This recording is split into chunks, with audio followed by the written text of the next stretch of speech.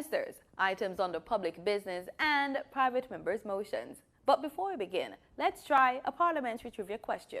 The Jamaican Parliament consists of two houses, the Senate, also called the Upper House, and the House of Representatives, also known as the Lower House. Get the answer at the end of this introduction to the Lower House. On the agenda in this session, the Senate amendments to the Sexual Harassment Protection and Prevention Act 2021 is to be taken. The Upper House gave the nod to the act following extensive debate on Friday after being approved in the Lower House in July with 10 amendments. Both government and opposition senators endorsed it with an additional 13 amendments. The Sexual Harassment Protection and Prevention Act 2021 addresses concerns about sexual harassment which are employment-related, occurring in institutions or arising in the landlord and tenant relationship. It contains provisions for dealing with sexual harassment in the workplace, schools, correctional institutions, places of safety, nursing homes, medical and psychiatric facilities, among other places. The State of Constituency debate continues with Member of Parliament for Clarendon North Central, Robert Nesta Morgan, Member of Parliament for St. Mary's Central, Dr. Morris Guy, and Member of Parliament for St. Catherine Northeastern, Ms. Kerensia Morrison, set to make their contribution. For your information, the State of the Constituency debate allows members of Parliament to share highlights of their performance in their constituency and also drum up support from the Ministry of Finance to implement projects. It should be noted that the agenda can be adjusted with items being added, removed, or replaced. If you're planning to attend a session, here are some rules you should keep in mind. No visitor shall create any act of disorder within the precincts of the House. No visitor shall be admitted to the House without first obtaining an admission card from the office of the clerk. Visitors who remain within the precincts of the House during a suspension of the session are asked to keep silent. It's almost time to go to the main event, but before that, let's get the answer to the trivia question. We stated, the Jamaican Parliament consists of two houses, the Senate, also called the Upper House, and the House of Representatives, also known as the Lower House. It's true. The maximum life of a parliament is 5 years, at the end of which Parliament must be dissolved and a general election held. Now over to the proceedings. Mr. Clark, here. Mr. Cousins, here. Mrs. Crawford, Miss Daly, Miss Davis, Mr. Golding, Mr. Graham, Mr. Green, Dr. Guy, Miss Hamilton, Miss Hannah, Mr. Henriquez, Mr. Henry, Mr. Hilton, Mr. Jackson, Mr. Lawrence, Miss Lee, Mr. Miller, Mr. Morris, Miss Morrison, Mrs. Nita Garvey, Mr. Phillips, Mr. Paulwell, Dr. Phillips, Mr. Robertson, Mr. Robinson, Mr. Sibbles, Mr. Slowly, Mrs. Vaz, Dr. Wheatley, Mr. Williams, Mr. Wilson, Mr. Witter, Mr. Wright.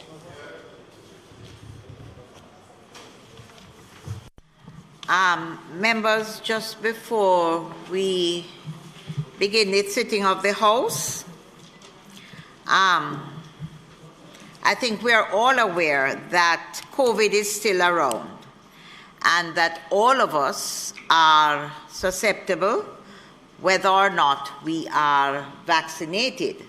Medical science has shown that if we are vaccinated, it does minimize the effects of the virus should we get it.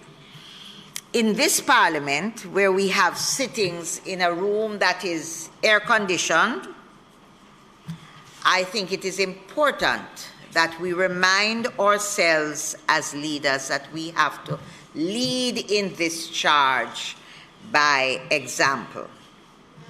Therefore, if it happens that any member of this House becomes infected, it is incumbent on the member, 1, to disclose, 2, I think, isolate, and on your return, it would really be helpful if we have a PCR result indicating that you now have a negative result.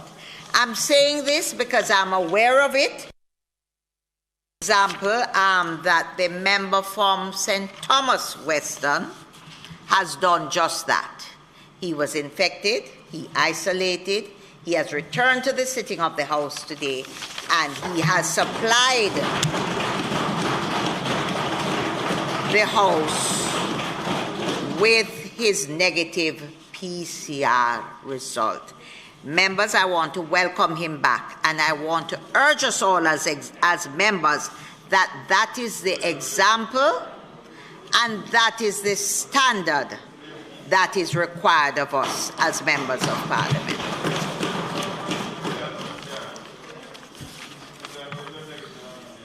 Statement of Ministers. Announcements. Laid on the table of the House today are the following. Ministry Paper number 67 of 2021 entitled The National Policy of the Environmentally Sound Management of Hazardous Wastes.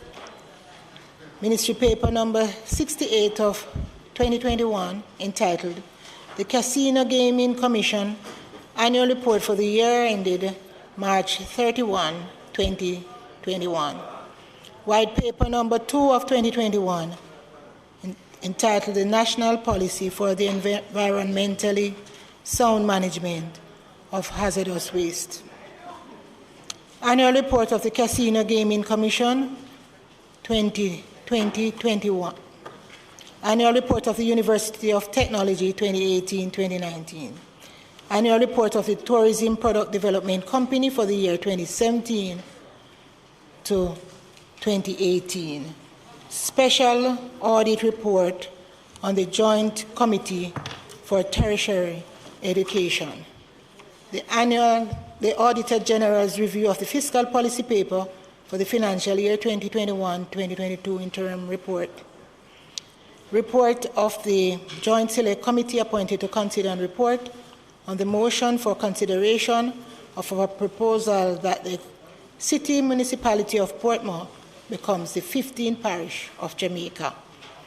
Report of the Regulations Committee of the House of Representatives on its deliberations on the Legal Aid Act Amendment Regulations 2021. And report of the Regulations Committee of the House of Representatives on its deliberations on the Constabulary Force Second Schedule Order 2021. Bills brought from the Senate. The following is a message from the President of the Senate to the Honorable House of Representatives. I have the honor to advise the Honorable House of Representatives that on the 8th day of October 2021, a bill entitled An Act to Amend the Judicature Appellate Jurisdiction Act and a bill entitled An Act to Amend the Judicature Parish Courts Act were passed in the Senate. Signed, Thomas Tavares, Finsnow, JCD, QC, JP, President of the Senate. Madam Speaker, it is customary that if a report from a committee of Parliament is laid on the table of the House, there must be a copy before each member. There are other documents that are laid in the House that are sent to members electronically, but in my 23 years in this House, it's the first time I've heard that a report of a parliamentary committee is laid on the table of the House and there's no copy before a member. I'm asking that before we move forward, that before we convene after we break for the Finance Committee, a copy is provided for members. If no other member wants it, I want mine. I'm entitled to it. We appreciate that and we do agree with you. I want to apologize on behalf of the staff. There are some amendments being made to the report as we speak. and as soon as it gets here, Mr. Member, it will be on your desk. So we do recognize that, and we apologize. But what has happened today, there are some corrections being made.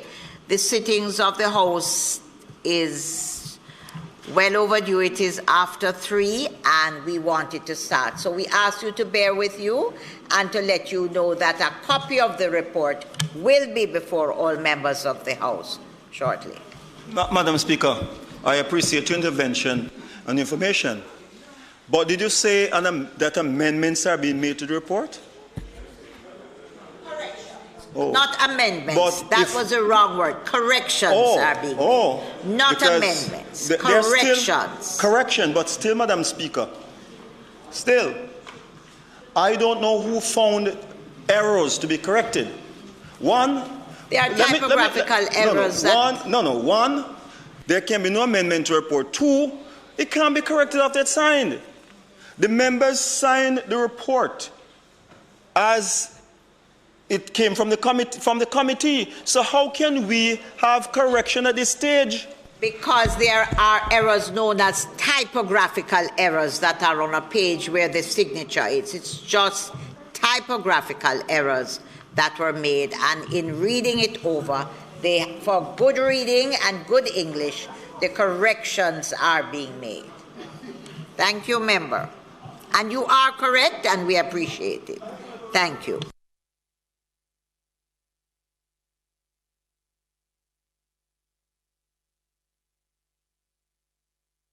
Petitions, papers, reports from committees.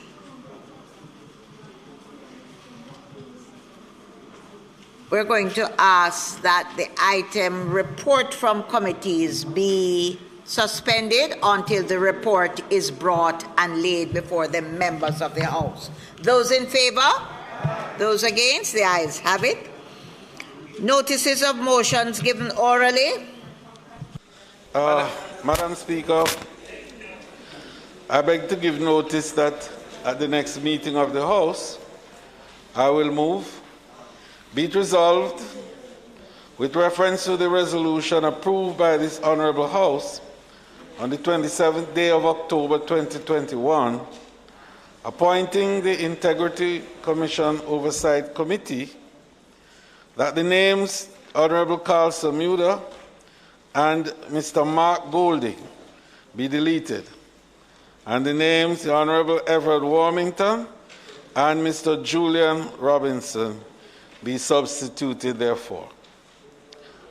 Madam Speaker, I further beg to give notice that at a later stage today, I will move for the suspension of the standing orders to enable me to take the motions. Madam Speaker, I beg to give notice that at the next meeting of the House I will move, whereas Standing Orders 32C1 stipulates that the state of the constituency debate shall last no longer than 6 weeks, and whereas the 2021-22 state of the constituency debate commenced on September 21st, 2021, and the 6-week period will therefore expire on October 29, 2021. Be it resolved that notwithstanding Standing Orders 32C1, the state of the constituency debate be extended beyond the time allotted. Madam Speaker, I further beg to give notice that at a later stage today, I will move for the suspension of the standing orders to enable me to take the motion in my name.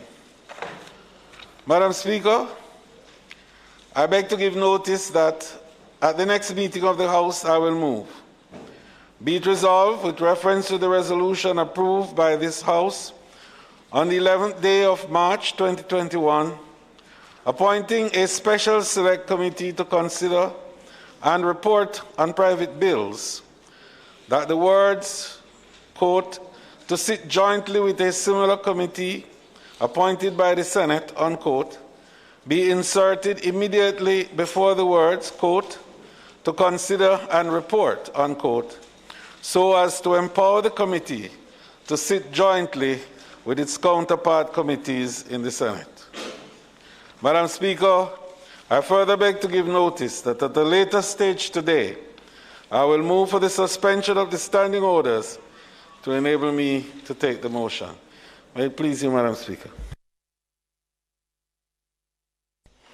Madam Speaker, I beg to give notice that at the next meeting of the House, I will move to introduce and have read the first time a bill shortly entitled the Emergency Powers Amendment Act 2021.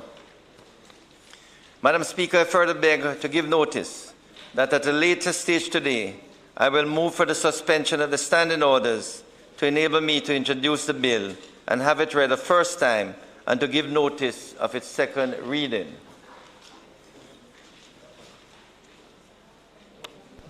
Madam Speaker, I now move for the suspension of the standing orders to enable me to introduce and have read the first time a bill shortly entitled the Emergency Powers Amendment Act 2021 and to give notice of its second reading.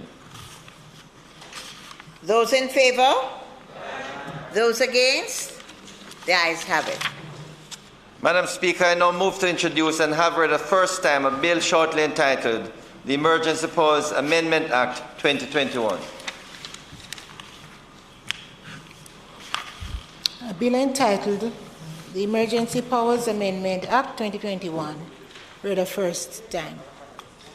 Madam Speaker, I beg to give notice of second reading of the bill.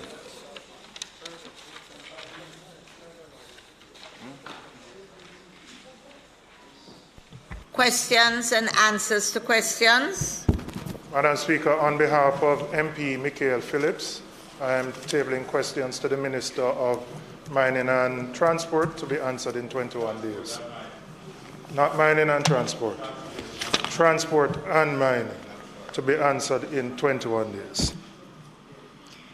Motions that may be made at the commencement of public business requiring notice.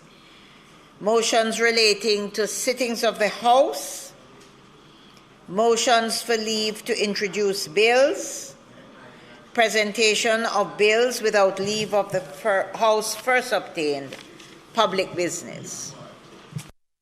Madam Speaker, for public business today, you will note that the substantive items relate to the supplementary estimates and the reports from the Public Accounts, the Public Administration and Appropriations Committee, which will be tabled shortly. In the meantime, Madam Speaker, we will take the amendment of the bill coming from the Senate, which stands in the name, I think, of the Minister of Gender and Deputy Leader of the House, Honorable Olivia Babsy-Grange. Thereafter, Madam Speaker, we will go to the state of the constituency debate, after which we'll revert to the Public Accounts and Appropriations Committee report and the subsequent meeting of the Standing Finance Committee, and thereafter the debate led by the Minister of Finance. May it please you, Madam Speaker. Madam Minister. Thank you, Madam Speaker. Madam Speaker, the sexual harassment bill was debated in the Senate on October 1, 2021. Thank you. Madam Speaker, the sexual harassment bill was debated in the Senate on October 1, 2021, and was passed with 23 amendments. These amendments were circulated last Wednesday, October 6, and they have also been incorporated in the bill tabled. Madam Speaker, some amendments were editorial in nature, while others were quite substantial. The more substantial of the amendments are those that I seek to address at this time. These amendments have further contributed to the strengthening of the bill. Clause 4, Madam Speaker. Clause 4 had two amendments. The second of the two amendments was the substantial one. That amendment created a new subclause 7, which reads, the minister may, by order, subject to affirmative resolution, exempt any employer from the provisions of subsection 1. Clause 4 imposes a duty on every employer and head of institution to issue a policy statement. The policy statement is to be issued in writing and will, among other things, detail the protection of workers and students in the business or institution from sexual harassment. There was concern with this requirement being complied with by micro-employers and those individuals engaged in work in domestic spaces. This obligation was felt to be too onerous for these employers, but not for bigger businesses. To cure the concern, it was agreed that the clause be amended by giving the minister power to acknowledge those employment circumstances where use of the policy framework document would not be appropriate. The exercise of this power is subject to affirmative resolution, thus ensuring that there is oversight of the exemption from both houses. Madam Speaker, clauses 5 and 6 were amended to better mirror the Interpretation and Electronic Transactions Acts of Jamaica to allow for the giving of notice, whether by electronic means or otherwise. The previous formulation only provided for electronic communication. So the amendment deleted the word electronically and substituted it with the wording whether by electronic means or otherwise. This substitution makes it clear that not only can notice be given in writing, to include any notice given by email and/or text messages, just to name a few. Clause 8 prescribes that a confidential register be maintained at places of employment and institutions. The clause goes further to stipulate the requisite information that such a register must contain in relation to any alleged claim of sexual harassment. On review, it was highlighted that the clause did not allow for findings of any sexual harassment claim to form part of the register, especially in instances where internal dispute mechanisms would have been employed and exhausted.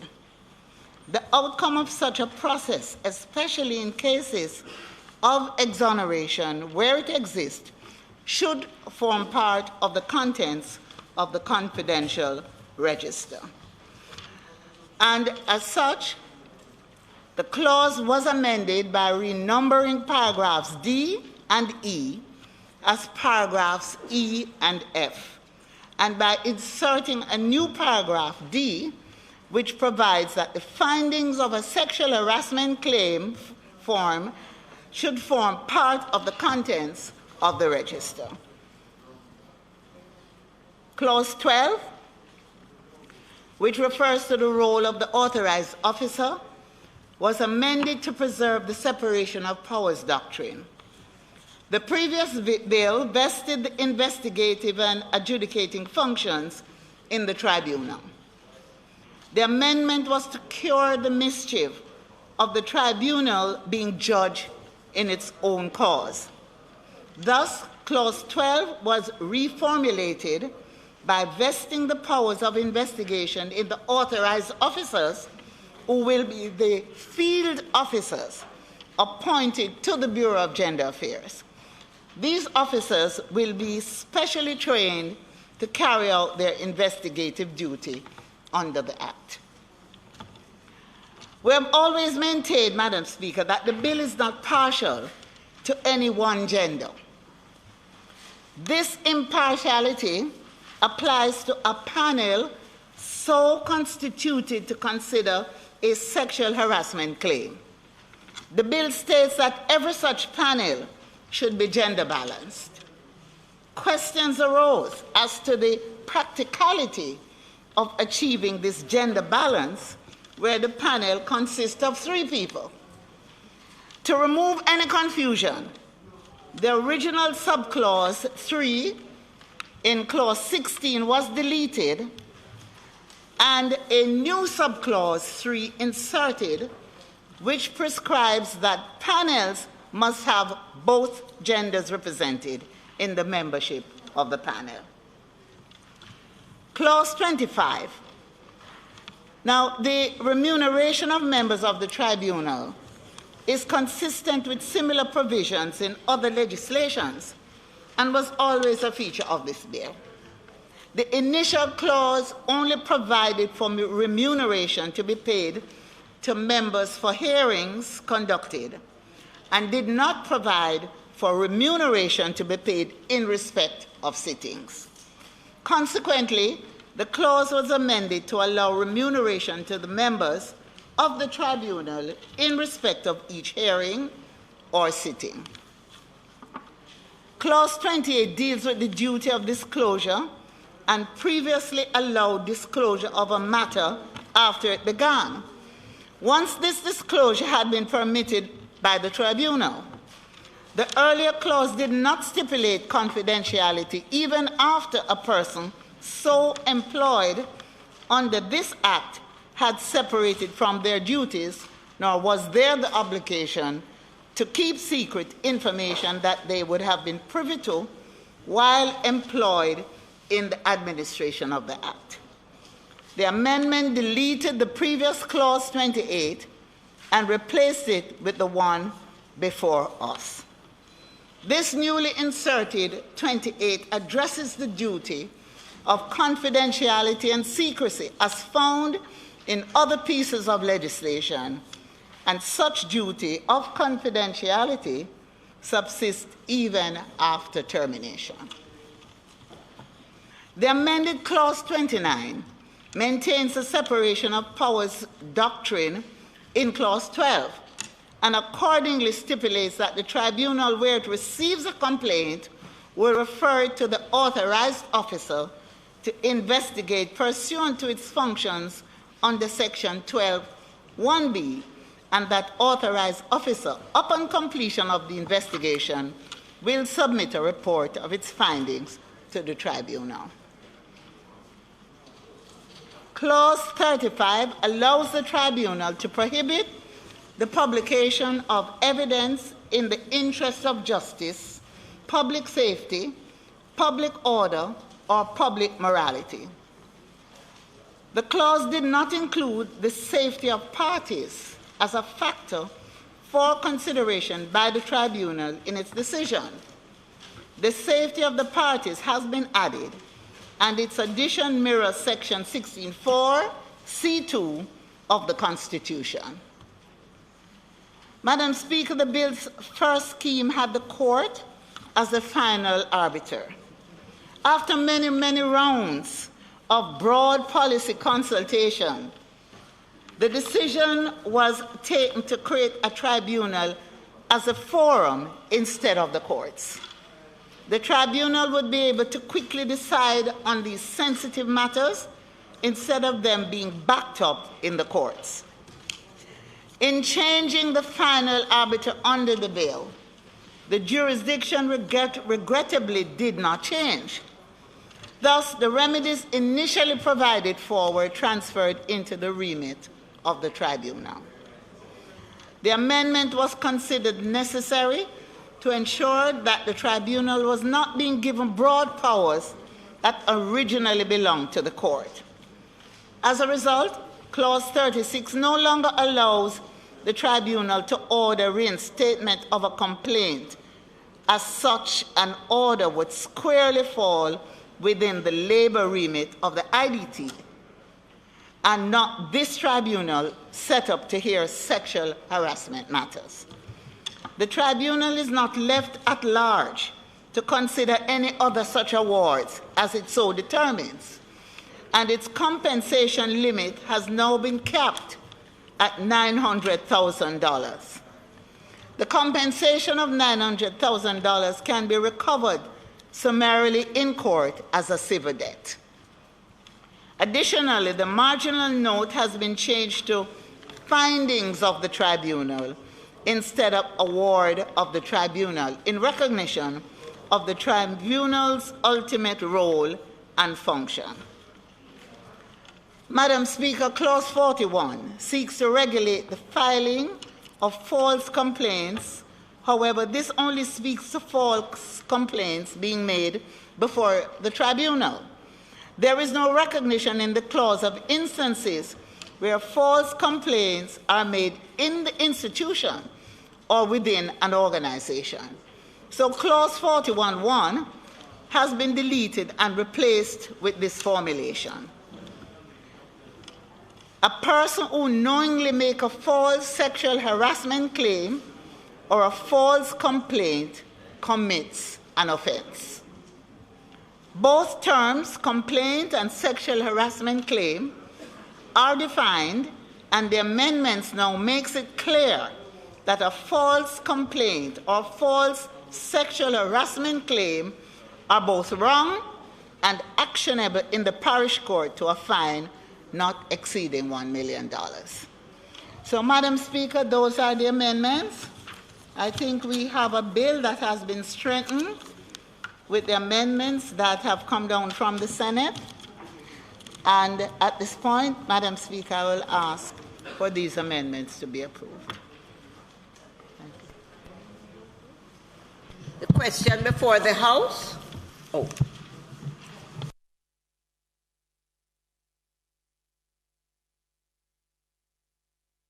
Thanks. Just a few questions on the statement by the Minister. It is laudable that, having been debated in the Senate on October 1, that the amendments are actually here before us, given how important this bill is, how long it has taken us to get to this stage, and how anxiously anticipated it is. So I do appreciate the speed with which we have gotten here. As it relates to Clause 4, and I understand the point being made about the imposition that the policy framework document would be for small and micro businesses and for domestic worker situations and so on. I'm assuming, of course, that the regulations would make it very clear how these workers would also still be protected and what would follow, since we are simply allowing for the minister to exempt these businesses. But I am sure that we would still be finding a way to ensure that persons are still protected under those circumstances. And I'm assuming, Minister, that this will be treated in the regulations. I mean, I know you'll answer later. So that's one. I agree totally with Clause 8 in terms of making sure that the findings are included. I smiled when I saw that the outcome of such a process, especially in the cases of exoneration, because I would have hoped that it was also especially in those cases where it was clear that the claim was justified, if you understand the point I'm making. So that's true. And I think there's my final comment has to do with the amendment with the tribunal. I understand the point being made that when we moved from the court to the tribunal, that the powers of the court kind of continued in how we were looking at the powers of the tribunal. I understand that. I'm wondering, however, Minister, exactly how, I'm just wondering how the impact on individuals who have made the complaint, who have been awarded that compensation and how it would impact them, having now to go and file again separately, which is what I'm understanding, before the IDT in terms of reinstatement, especially since when we had a discussion in committee, I know that there was a big point being made about ensuring that we protect individuals who are making a complaint from any negative repercussions or from any act that would seek to penalize them because they dared to make that complaint. So I want to just make sure that we have still preserved that, and that second step is not negatively affecting the complainants. And those would be the couple of questions and concerns I would have. Member, what I would say to you is that, as you know, the participation and the input was from all sides and also from civil society. And when it went to the Senate, the deliberations were very intense. And I was consulted on the amendments. And all I can say, wherever there may be shortcomings, it will be, we have a review in 18 months, and we can consider, those concerns. But just to say that I think at this point, I just want to commend everyone on both sides of the House and those in civil society for us being able to say we now have a bill. Madam Speaker, thank you.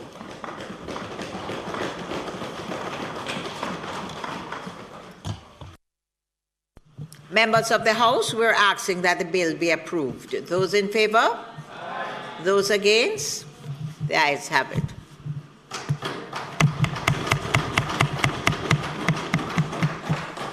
Madam Speaker, I now invite you to recommence the State of the Constituency debate. And today we have two speakers, the Honorable Robert Nesta Morgan, the member from Clarendon North Central, who will be the first speaker, and then Ms. Kerensia Morrison, Member of Parliament for St. Catherine Northeastern, will follow. May it please you, Madam Speaker.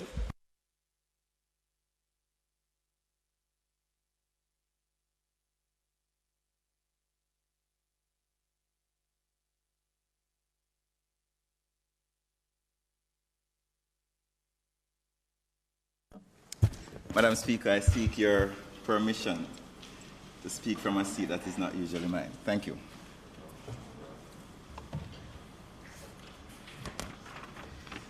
Madam Speaker, I want to thank you for the opportunity to address this honorable House on the important developments in my constituency of Clarendon North Central. I must thank my family for their unconditional support and understanding of my mission of service. All of us in this House can attest to the inherent challenges of political representation. But I thank God for the gift of my family who encourage me every day to soar higher. You won't be pulling my jacket today. To my constituents in the divisions of Moko, Rock River, and Chapelton on September the 3rd, you resoundingly demonstrated your belief that together we can make Clarendon North Central and Jamaica a better place. Thank you for continuing to believe in that vision as we work towards making it a reality. Councillor Brown from the Chapelton Division, Councillor Mitchell from the Rock River Division, thank you for your constant support. Councillor Morais from Moko, who work hard every day in the constituency, I appreciate your work. It would be remiss of me to not acknowledge the tremendous support I have received from my colleagues in this House. Members of Parliament, cabinet ministers alike who have been persistent companions of wisdom and strength as we all navigate this most challenging period in Jamaica's history. It is most appreciated. I would also like to recognize, Madam Speaker, the team from the Ministry of Education, Youth and Information, Ms. Jamie Shevans and her team from the Youth Division, Ms. Rosalie Gage-Gray from the CPFSC and her team, Mr. Dwayne Cargill of the Information Division and his team, Mrs. Hyacinth Blair of the Children and Adolescent Policy Division, as well as P.S. McLean and CEO Dr. True. Thank you. Though he's not here, Madam Speaker, I have to recognize the mentorship and guidance of the most honorable, or should I say the right honorable, the most honorable. Prime Minister Andrew Holness. He took a boy from the hills of Clarendon, a country youth, and made him into a country MP. And my senior minister is not here, the Honorable Favour Williams. I continue to be impressed by her poise, grace, intellect, and supreme confidence, attributes I seek to emulate. I would like to make special mention of the Honorable Kamina Johnson-Smith and Dr. Horace Chang, who have been constant reservoirs of wisdom and a tempering force in my life for over a decade. Madam Speaker, I could not thank everybody, so I'll move to the meat of the matter. I think it's important to contextualize the true nature of the constituency I represent. North Central Clarendon is surrounded by 8 constituencies, 7 of which are safe in the arms of the Jamaica Labour Party. I suspect the southwest one may come over to greener pastures very soon. Historically, the constituency has been a farming community with farmers of vegetables and spices, bananas and such. The 90s were devastating to us, Madam Speaker, and we still face challenges that emanated from that period.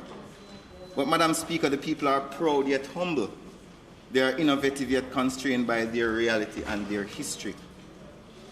They have consistently, except on 2 occasions, supported the Jamaica Labour Party, but most of the period has been under PNP governments. I have lived under the PNP administration for most of my life, and I have seen firsthand the failures of past administrations who have devastated my communities. Although we had JLP members of parliament, for many years the people were starved of resources.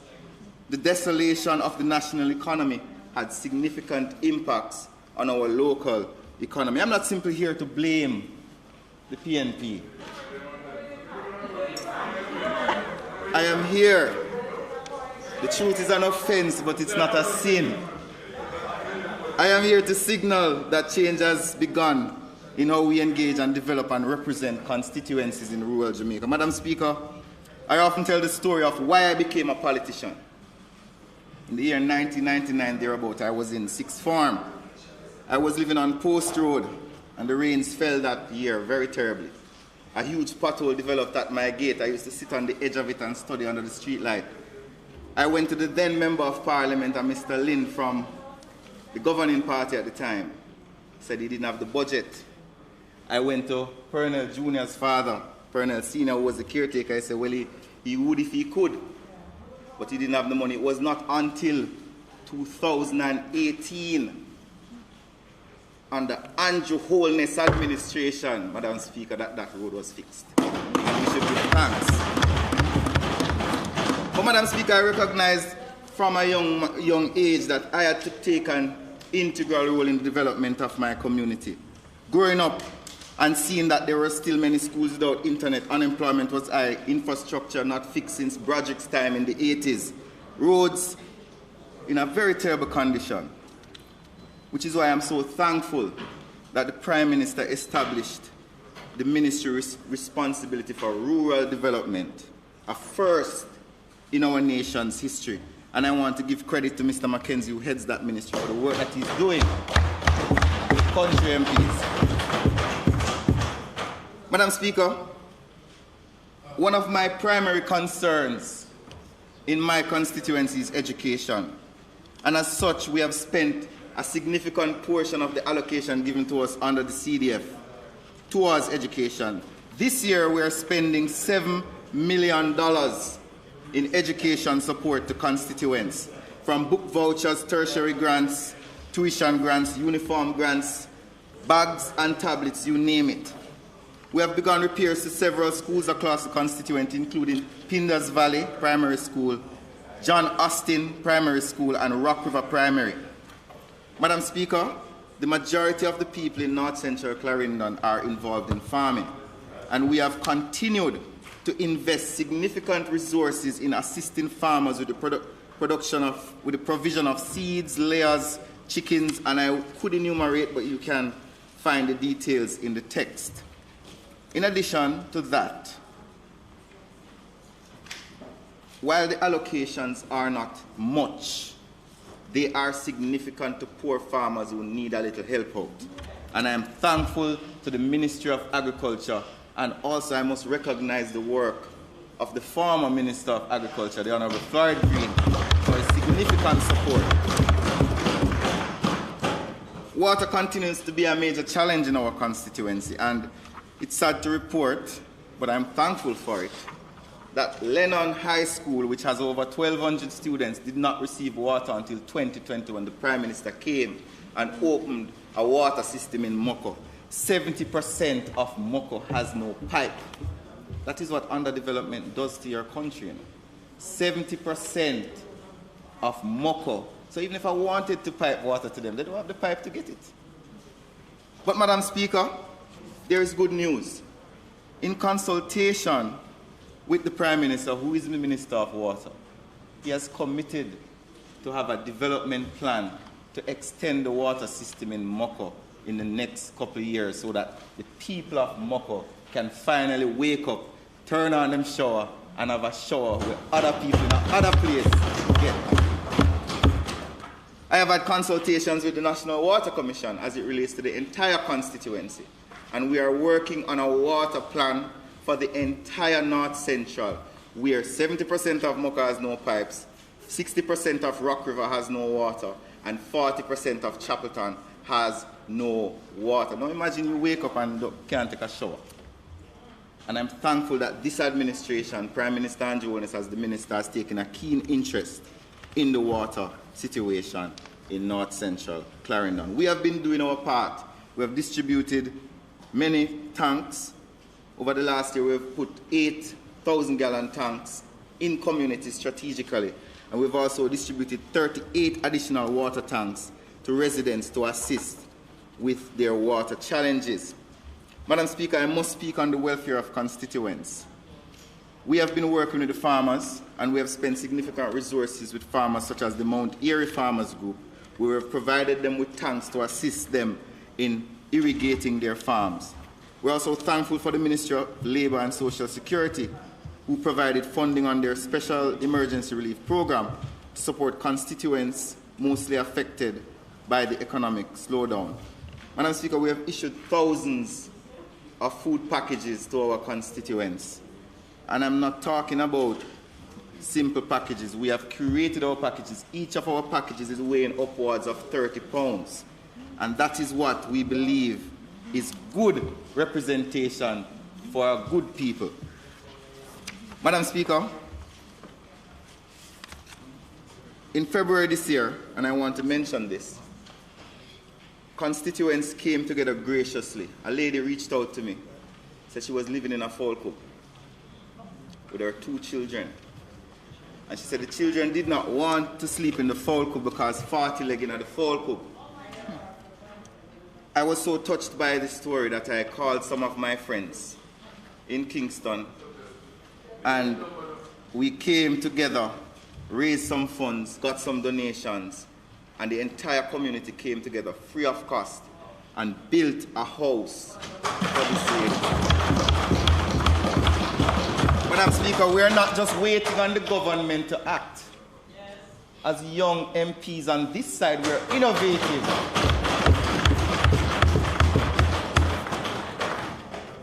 I visited the house the other day and she had tiled the floors and she was building a bathroom. And that is the spirit of the people from a better place, North Central Clarendon.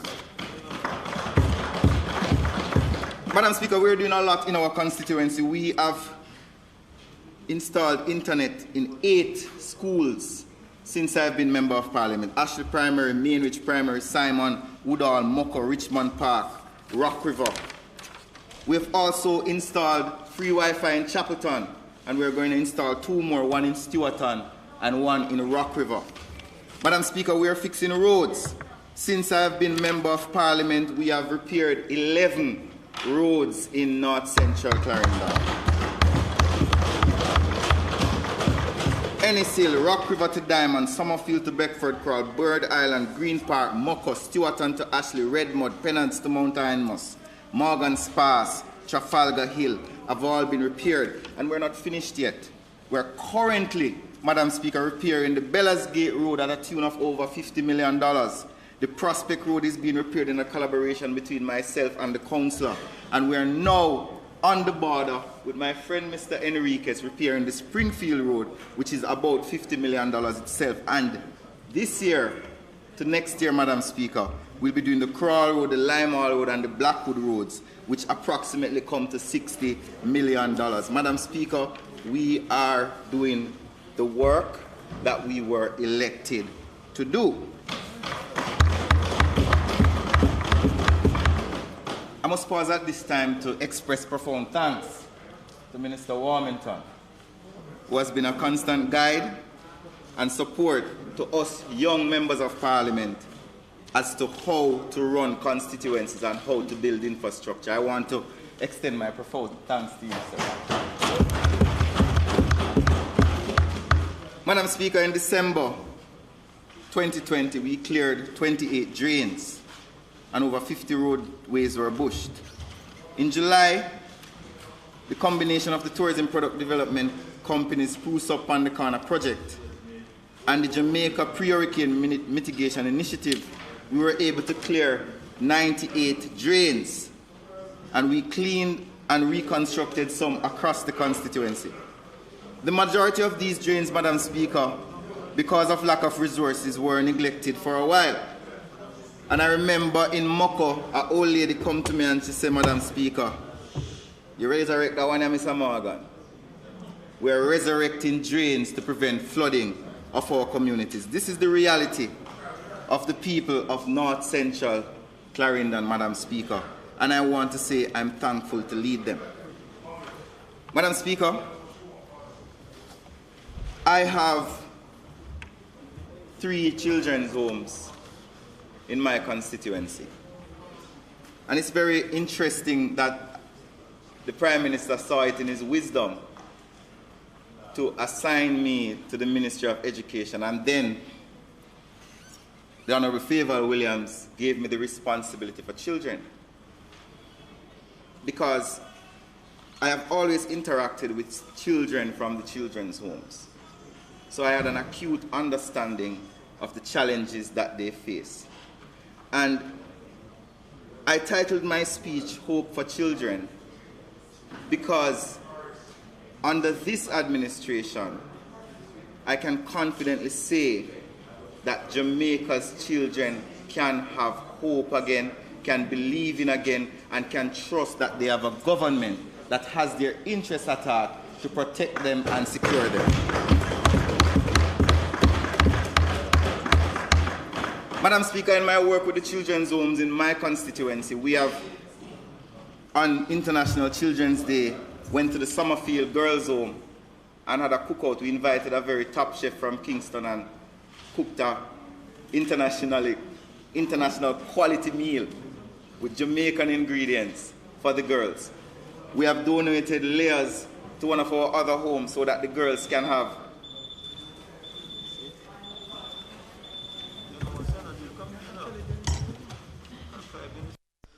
Madam Speaker, in recognition that the members' allotted time is up, I beg to move that the time be extended sufficiently to allow him to complete the presentation, which, Madam Speaker, is not very long from now. Thank you, Madam Speaker. The question before the House is that the member be given sufficient time to complete his presentation. Those in favor? Those against? Minister. Thank you, Madam Speaker. Thank you, House Leader. Madam Speaker, one of the biggest threats, and I speak in the context of being an MP who has 3 children's home and has personal experience, one of the biggest threats to Jamaica today is child abuse. The good thing is that we are on our way to improving it. As much as it's difficult for me to admit, being the Minister of State, I had to confront the trauma in my constituency and in the ministry of the significant instances of abuse within my constituency and the society. I have a baby who had 46 fractures, not more than 3. I have a story of a mother actively and physically participating in her boyfriend raping her child. There's an incident where a staff at a child care facility beat a ward with a chair, and when the police asked the child why you never reported, him say, well, me used to them thing here, you know, so it used to happen in the yard, so I never expect say it would be different. My passion is for children, Madam Speaker, and I stand here as an example of somebody who has gone through struggles myself and reached this level. Madam Speaker, I remain hopeful that a majority of Jamaicans are of good conscience and want the best for our children. This is why, Madam Speaker, recognizing the challenges in my constituency with children and child abuse, that with responsibility for children in the ministry and having children's homes in my constituency, we have pushed hard to bring forward the amendments of the Child Care and Protection Act. And I can say to you, Madam Speaker, I'm very proud to admit the 03 policy is ready and is at the AG's department. The Maxfield Park Center of Excellence cabinet note is ready and is going to the AG. Amendments to Section 24 are ready to go to the AG. Amendments to the Child Care and Protection Act are ready. And Madam Speaker, I pause on this one because the Adoption Act is a 1958 Act. It was amended in 1982. The Adoption Act, new policy is ready.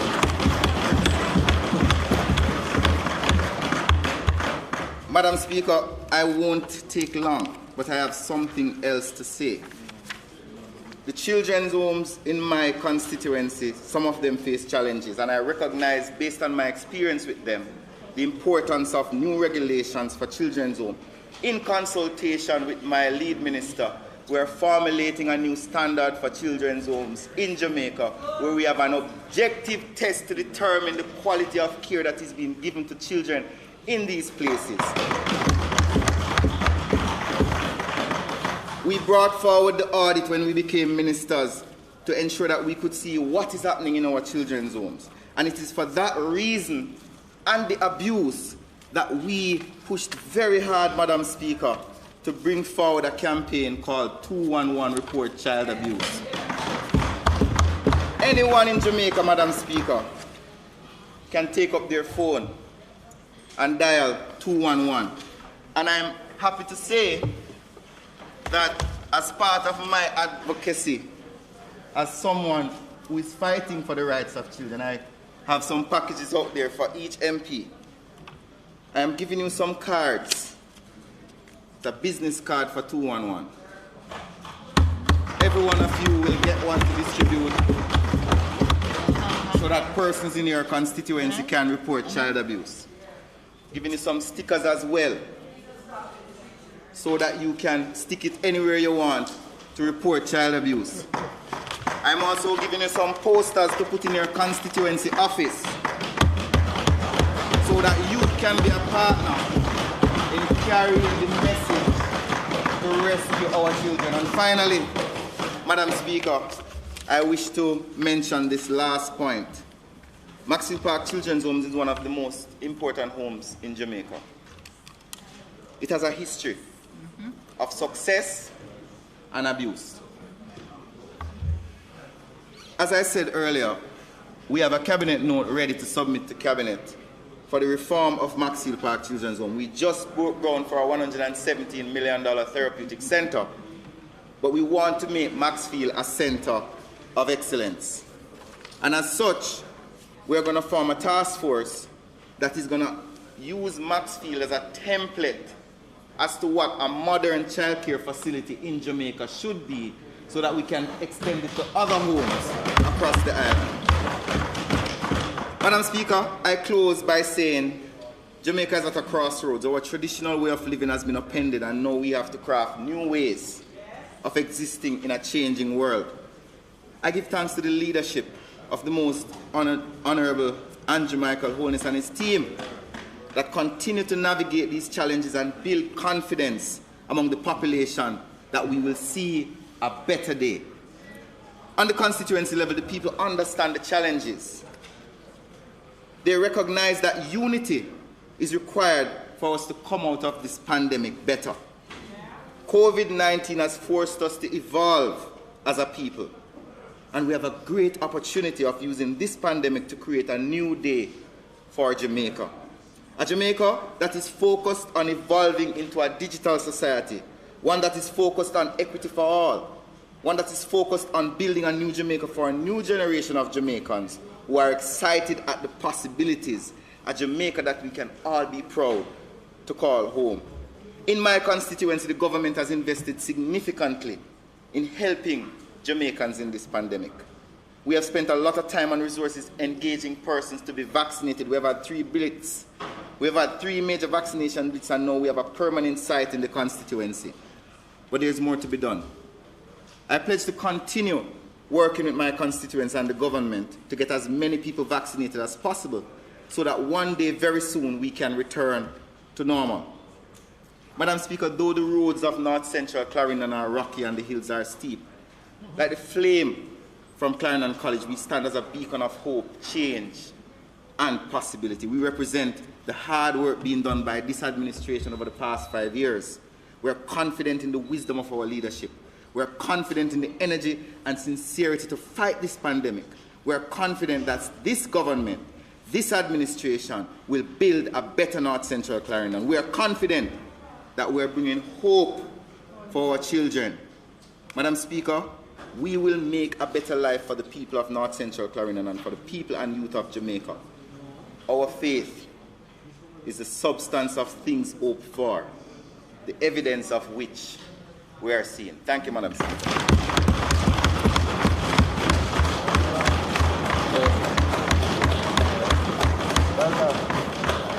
Thank you, sir. Thank you, sir. Thank you, Fiona. Did I make time?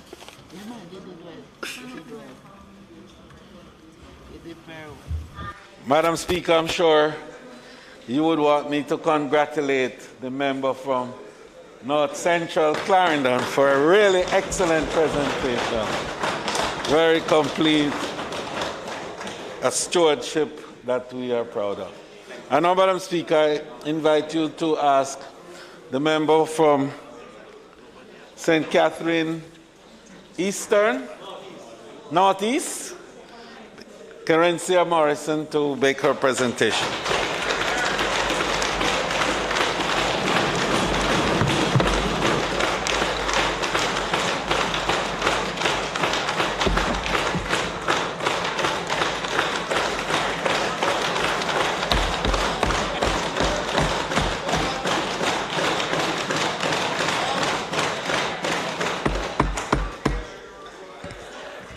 Madam Speaker, permission to speak from a seat that is not usually my own, but not usually my own.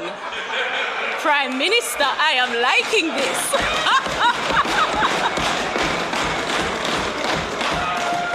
But Minister Montague advised me that people who represent country seat must learn to step up to the fore and talk.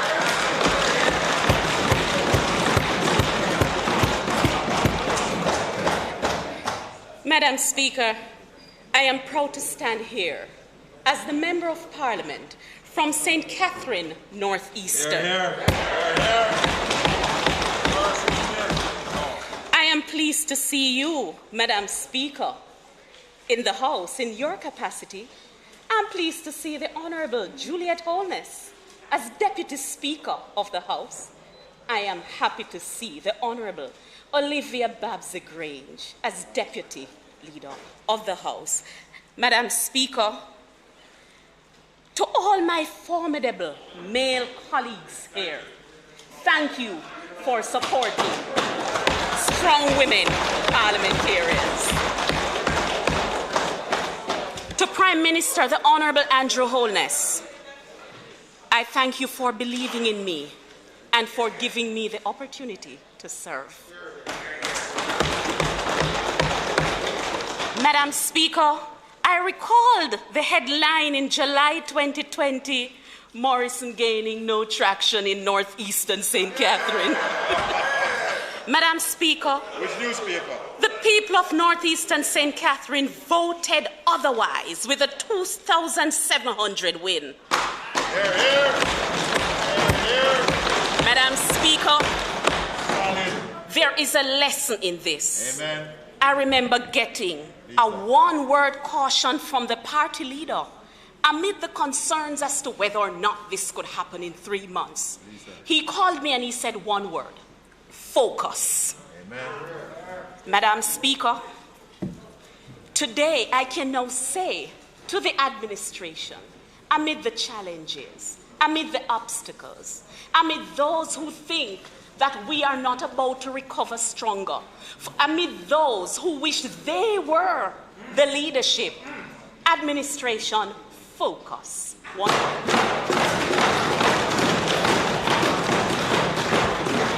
Madam Speaker, I remember being on my first walk in Guys Hill Division, where a woman regarded me from head to toe and she said, "But this a woman and I can manage them in Hill and Valley."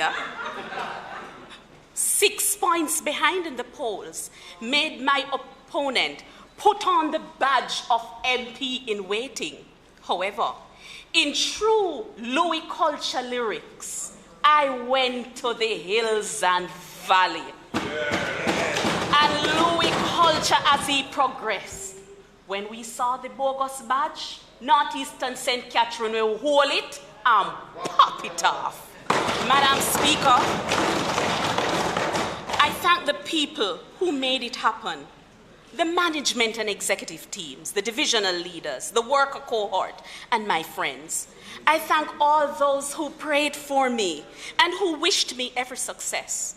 I acknowledge 2 of my 3 brothers who are here with me today, Inspector Franz Morrison and his wife, my brother Kareem Morrison, and one of my brothers is overseas, but I can tell you on election day, he kept calling me, "Sister, how we look? You look all right? How it look?" I just want to say that I love you with my whole heart.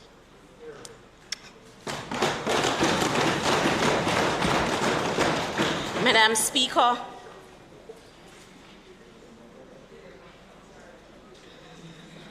I especially want to acknowledge Charmaine Hunter and Mr. Robert Grandison. For the members on the government side, you would be pleased to know that these are the persons who recruited me for the Jamaica Labour Party.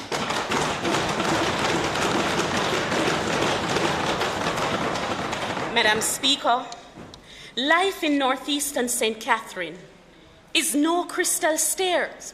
It is a challenging seat. And I want to thank my staff. I want to thank the leadership of the constituency, to include the councillors, the councillor caretaker, and I also have a councillor who is from the People's National Party, Roger Curlew. I want to thank him too for his support. I want to acknowledge Mr. Dennis Valentine, the caretaker of the Mount Industry Division. Madam Speaker, in a real world, there would be fewer complaints about everything and more compliments about everything. As a politician, I can tell you that if I ever thought that I lived in an ideal world, the complaints, the rebuke, the demands, the requests, the needs, the wants would have jolted me very quickly to the realities of my political existence. But I live and function in the real world, which is layered with pain, disappointment, anger, hurt, lack of basic necessities on so many levels.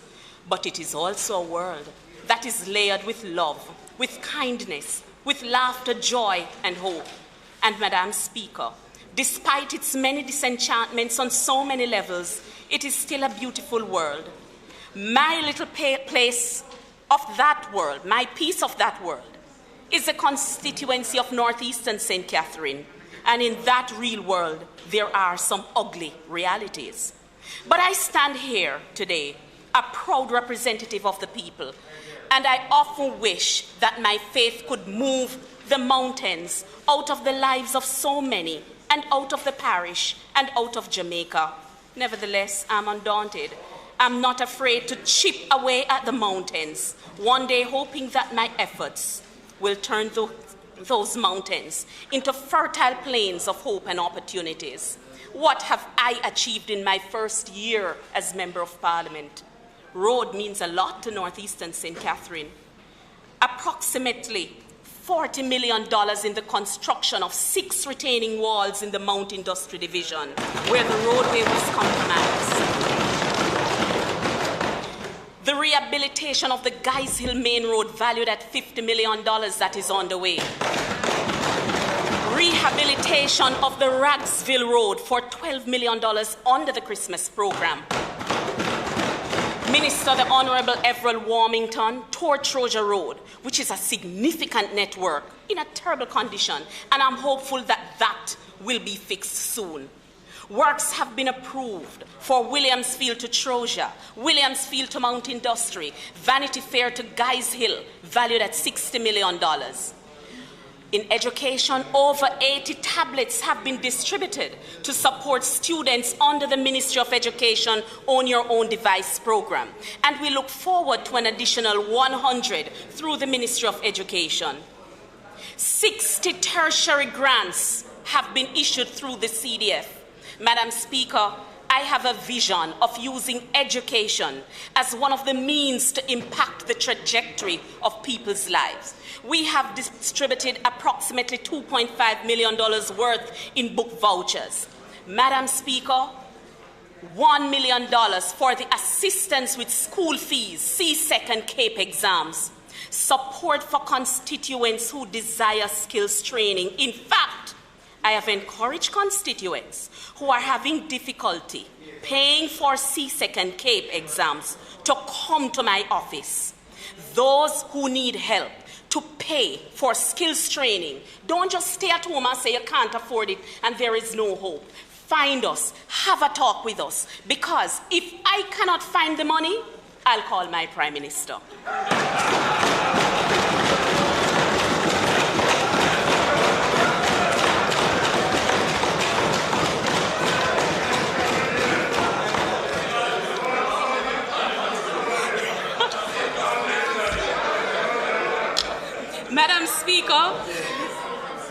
Madam Speaker, entrepreneurial activities took a hit with the onslaught of COVID-19. And as Member of Parliament, I have assisted over 150 persons through the Economic Enablement and the Ministry of Labour's Social Outreach Programme. Madam Speaker, I thank the leadership of this administration for caring about the vulnerable and vulnerable small businesses during this time. Madam Speaker, that's right. My constituents told me to begin by discussing the state of the roads. In my first meeting with the NWA Parish Office, the manager, by way of conversation, said to me, "Your seat has the most roads in St. Catherine, and most of them are bad." Madam Speaker, I've heard the agonizing cries of constituents, especially the taxi drivers. I've heard complaints about the cost to repair the motor vehicles. At the end of the election, my own vehicle needed a complete overhaul, so I could never discount the fact that the road network is terrible.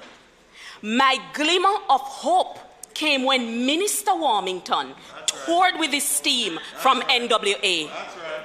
At the end of the tour, overwhelmed by the magnitude of work that was needed, I asked tremulously, "What am I going to do To which he calmly replied, "The roads are extremely horrible. And if you got the entire consolidated fund, it would not cover the cost to repair them. What is important is that you start somewhere and keep working." Wise words. That's right, that's right. And Madam Speaker, we are working. Here, here. I join with my colleagues, the member from Eastern Hanover, the member from Central Manchester, who are calling for faster procurement processes because we need to lessen the time between approval and implementation. Madam Speaker, constituents do not understand procurement processes. Constituents want their road to be fixed and they want it to be fixed now. Constituents will tell you, "It's 6 months since the MP come to a road and all, no, nothing." Madam Speaker, we have to move faster with these projects so that we keep a pace with the development goals. Dr. Clark, I know that you are interested in this comment. Moving with alacrity does not compromise integrity. On the contrary, integral systems are efficient systems.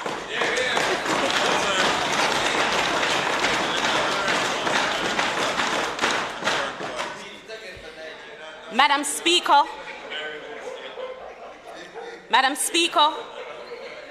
border clash.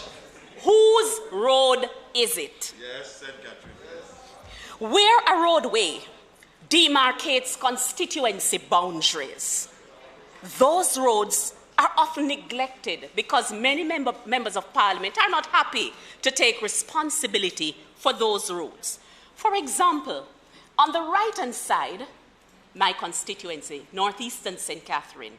On the left, Northwestern St. Catherine, Hugh Graham.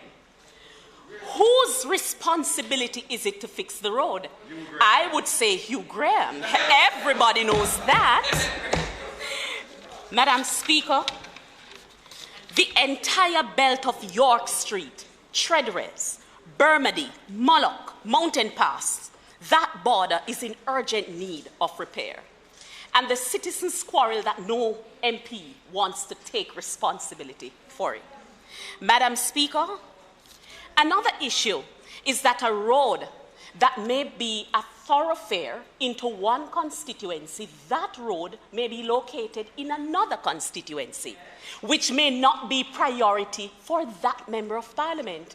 And so the roadway is often left in disrepair. These are gaps, Madam Speaker, that we can be more efficient in fixing so that the people get the service that they deserve. Madam Speaker, agriculture in Northeastern St. Catherine, it is the lifeblood of the seat. Northeastern St. Catherine is home to scores of farmers. It is the means of sustenance for most families, known for Irish potatoes, yams, and other grown provision. It's showing on me. Vegetables, spices, cocoa, bissi, known for fruits and also livestock. The concerns of the this farming constituency needs to be given due regard. Madam Speaker, if we plan to take climate change seriously, Minister Charles, you do? Then we need to have a serious conversation with Northeastern St. Catherine. World food production needs to increase by 70% by 2050, and by 2027, 6 years from now, the world will be short 214 trillion calories per year. As the calorie production gap, the difference between calories used and calories produced need to be widened. With the exception of Belize and Guyana, all other CARICOM countries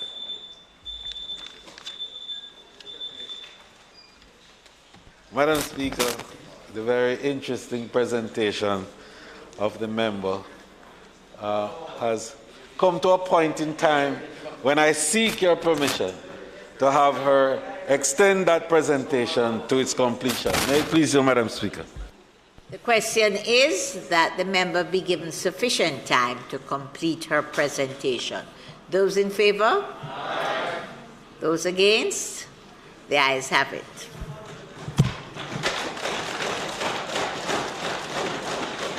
Madam Speaker, thank you, and my colleagues, thank you. So, Madam Speaker, with the exception of Belize and Guyana, all other CARICOM countries are net food importers, with at least 7 of these countries importing more than 80% of their available food. Madam Speaker, Northeastern St. Catherine can play a role in changing this dynamic. Madam Speaker, our office was able to assist farmers through RADA last year after the flood rains and provision, and this year, there's a provision of $750,000, which will be used to mitigate losses from the recent storm. Through my office, we distributed plastic tanks, and through RADA, we gave 10 drip irrigation kit systems to farmers. But, Madam Speaker, Northeastern St. Catherine needs more help. 1, farm roads. A significant number of the roads in Northeastern St. Catherine classify as farm roads. And the farmers weep because it is difficult to get the crops from the field to the markets. Rural constituencies have to be priority for farm roads. So, Madam Speaker, if MP Robert Miller in Portmore gets 1 farm road, by every logical thinking, MP Kerensia Morrison ought to get 5, Madam Speaker, or 10. Madam Speaker, I would like to see the resources used in a strategic way. Yes, Robert. Madam Speaker, youth engagement. Yes. Madam Speaker, youth engagement. Our young farmers ought to be encouraged and supported. Let's teach them how to use the technology and the management skills that come with running a farm. In this digital era, it is important that they embrace online marketing, for example, and to create their own niche services. Very importantly, Madam Speaker, let us help them find markets where they can get the best price for their produce. Northeastern St. Catherine would never forgive me were I to be remiss in discussing fertilizer, which is like gold to them. It is never enough, and many farmers cannot afford it. They call it the ferty, and sometimes I would get a phone call, MP, remember the bag of ferty you promised me. I have assisted 110 farmers to date with fertilizer, and this is meager in light of the request. I know that the farmers in Bonnet, Golden Grove, Jambus Pond, Top Mountain Sea Field are anxiously awaiting the liquor ferty. Madam Speaker, I'm asking for more plastic tanks and irrigation systems for my farmers so that in periods of drought, they can replenish their farms. Madam Speaker, I support the Governor General's call. Nobody on this fertile island should go hungry. We have enough food to feed everyone. The problem is distribution. We want to stop the cycle of agricultural produce rotting in the fields in some parts of the island while people are hungry in others. Northeastern St. Catherine can become a part of this mobilization. As it pertains to education, Madam Speaker, I was looking forward to attending Sports Day, graduation ceremonies, Christmas events as the new Member of Parliament. But that was not to be as we continue to fight COVID-19. The schools in Northeastern St. Catherine suffered from the fallout, especially because of poor connectivity. I welcome the intervention of the Universal Service Fund, who toured parts of the seat for suitable locations to serve as community access points. Thank you, Minister Vaz, and we look forward to the scheduled implementation. Madam Speaker, coping with the realities of COVID-19 was a new paradigm for the Ministry of Education. COVID-19 did not come with an instruction manual, and so I commend the Minister for the huge efforts to educate our children. Madam Speaker, we may not have gotten everything perfect, but COVID did not allow us perfect options. Madam Speaker, one positive outcome, however, is that it has forced us to embrace the inevitable digital era. Ready or not, here it was with the onset of COVID-19. The most recent visitor to the European Union Visitors Programme in June of this year, I recognize that digitization is high priority for the EU in the region, and therefore we as a nation must embrace the digital world. Madam Speaker, how did Northeastern St. Catherine cope? I am calling on every member of Parliament present today to commend our principals and teachers, especially those in rural constituencies who struggled because there was little or no connectivity. They went through great trials to take the work to the children despite the rough terrain. In some communities, WhatsApp, the most accessible medium of communication, does not work. Please understand the sacrifices made by our teachers as they struggled and they took the work to the children. Madam Speaker, as it pertains housing, the best way to impact people's lives is by changing the conditions in which they live. The housing situation in Northeastern St. Catherine is untenable and demands urgent attention. I have shocking pictures of the state of some homes. Homes that when it rains, everywhere leaks. Homes where you stay outside and see everything on the inside. Homes where, in the case of one lady whom in tears spoke to me, MP, somebody can pass my house while I'm sleeping, put them hand through the board and touch me.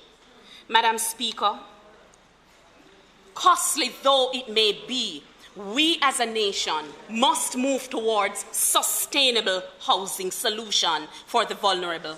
This is something that the Prime Minister feels passionately about, and that is why the new social housing program, initiated by him in 2018, is a step in the direction that we need to go. In July of this year, the Prime Minister mentioned that the new social housing program is a symbol of hope for persons who are in very difficult situations. Madam Speaker, the CDF allocation for housing cannot combat the crush of requests from constituents.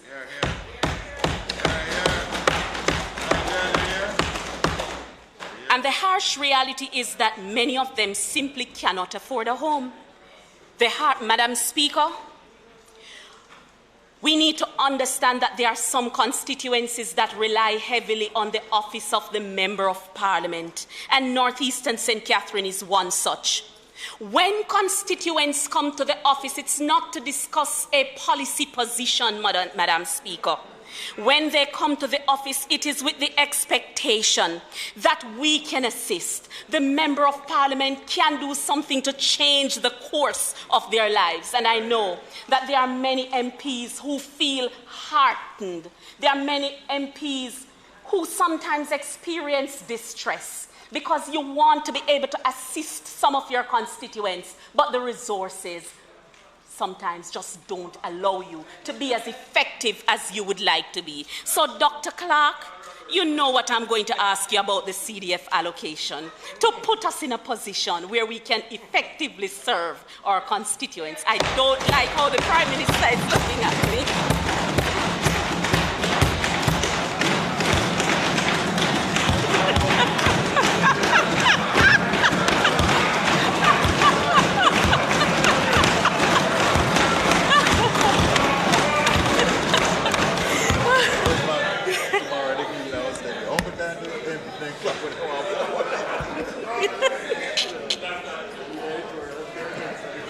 Madam Speaker, as it pertains water in Northeastern St. Catherine, when I was campaigning, a lady said to me, "Lady, my grandmother carry water, my mother carry water, I carry water, and my picnic them carry water."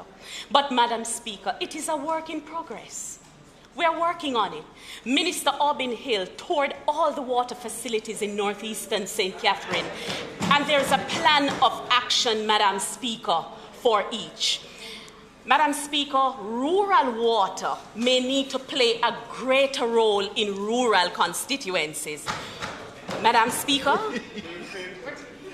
Madam Speaker, we find that in many of these communities, there is a source, there's a water source.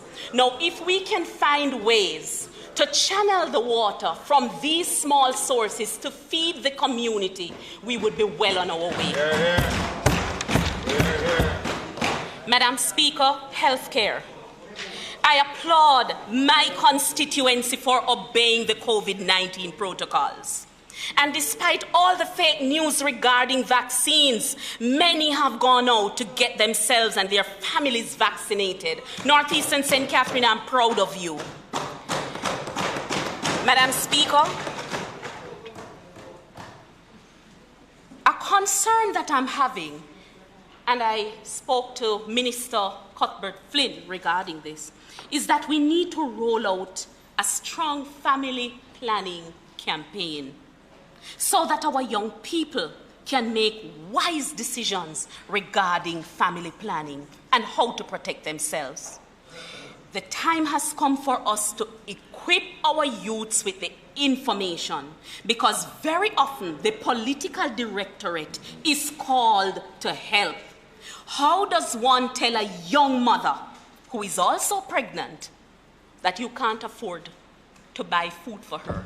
You can't buy that can of gas. It's a real conversation, Madam Speaker, that we need to have. Madam Speaker, prospects for tourism. Minister Bartlett, we in northeastern St. Catherine, we need you in our lives. Madam Speaker, the prospect for ecotourism, the prospects are lush. And Madam Speaker, it is a beautiful constituency, untapped for its tourist potential.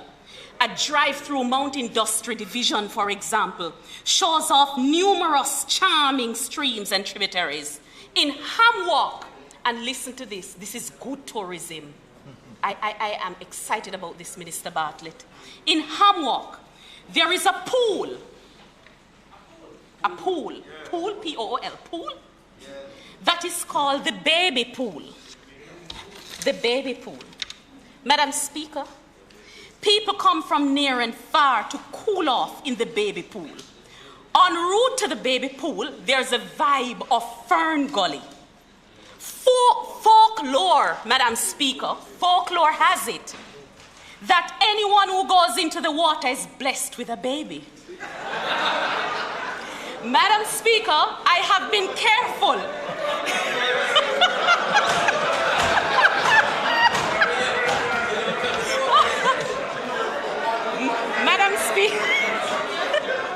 Madam Speaker, I have been very careful not to enter the waters. But Madam Speaker, Minister Montague assured me that he knows for a fact that there is some magic to that.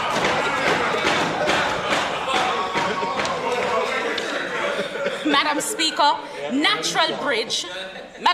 Natural Bridge, which is widely known as that ponderous natural rock formation, needs intervention as to how it can be developed to attract more visitors. Minister, the town of Guys Hill can be developed. It is a quaint, charming town. It's worth the look. Madam Speaker, rural electrification. Under the REP program, there are many homes or many communities that was in an advanced state, and we're looking forward to the resumption of this program. Madam Speaker, we are also hoping that we will have more street lights in northeastern St. Catherine because the roads are poorly lit. Madam Speaker, as it pertains security, crime is in single digits, but we are not going to recline. We are urging citizens to be very cautious when they see strangers moving into their constituency, moving into their community. Madam Speaker, in closing, Despite the trials of COVID-19, there is hope. I commend Dr. Nigel Clark, the Minister of Finance, for his steady hand as he manages this awesome task. God has blessed us with a terrific Minister of Finance, and I pray that God will continue to empower him with wisdom to guide us on the path to full recovery. Madam Speaker, I am an optimist, and Jamaica will recover stronger than ever. Ask international credit rating agency Standard & Poor's, who revised Jamaica's outlook from negative to stable, and who are predicting B+ short-term and B long-term credit rating, in the view that Jamaica's economic recovery will strengthen and government finances will return to surplus this year. Ask the PIOJ, who is predicting that with sound management, the only type that Dr. Clark is known for, we will return to pre-COVID-19 stability as soon as 2023.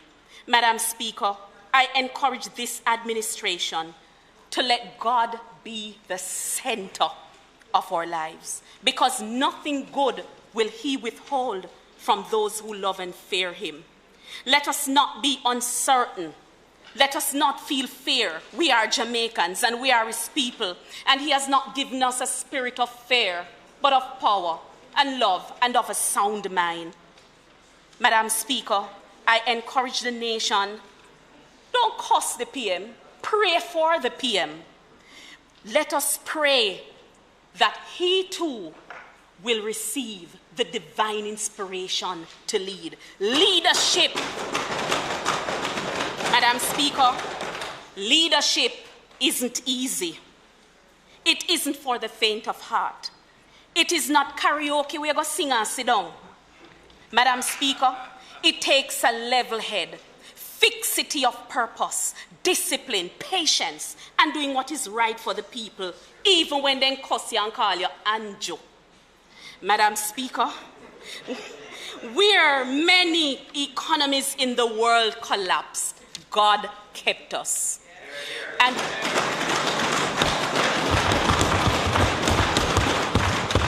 we say to that hairdresser, that bar operator, that small business owner, those who were laid off, my own constituents, we will recover stronger.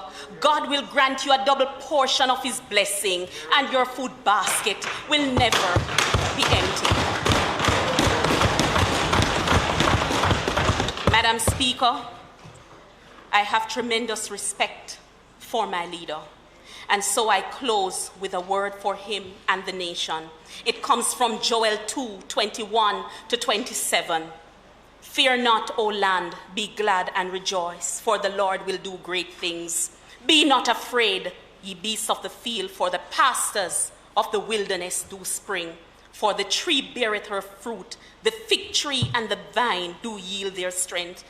Be glad then, ye children of Zion, and rejoice in the Lord your God. For he hath given you the former rain moderately, and he will cause to come down for you the rain, the former rain and the latter rain in the first month. And the floor shall be full of wheat, and the vats shall overflow with wine and oil. And I will restore to you the years that the locusts had eaten, the cankerworm and the caterpillar, my great army which I sent among you. And ye shall eat in plenty and be satisfied, and praise the name of the Lord your God, that hath dealt wondrously with you. And my people shall never be ashamed.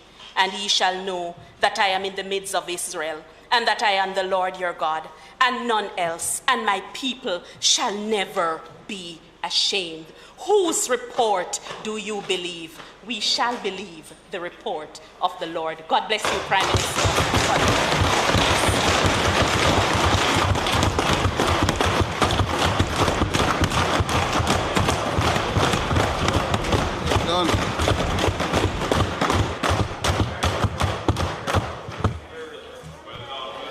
Indeed, Madam Speaker, we shall believe the report of the Lord. Especially that, Madam Speaker, she indulged tourism quite a bit there. and I am excited about that pool. And perhaps she would want me to take me to that pool. So, member, I will be visiting Guys Hill, and I will be visiting the baby pool. I don't know who else will come with me, but we'll be there. Thank you so much, Member of Parliament for Northeast St. Catherine. A really excellent presentation. Madam Speaker, we will continue with the public business while we await the report of the PAAC. Madam Speaker,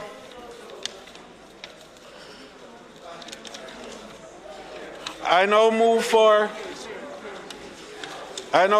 the suspension of the standing order to enable me to take the motion which I gave earlier in relation, Madam Speaker, to the amendment of the Integrity Commission Oversight Committee to enable the removal of members Samuda and Golding to be replaced by members Warmington and Robinson.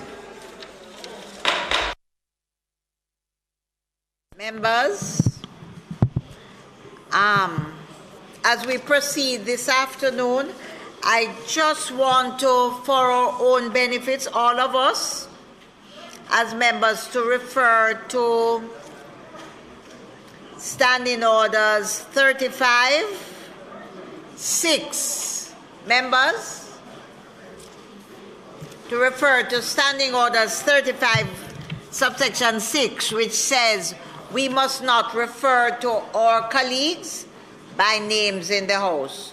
We need to refer to them by the constituency they represent. Just a gentle reminder, it's not always, we don't recognize it, but we really need to refer to our colleagues by the constituency and not by their names. Is a recommittal.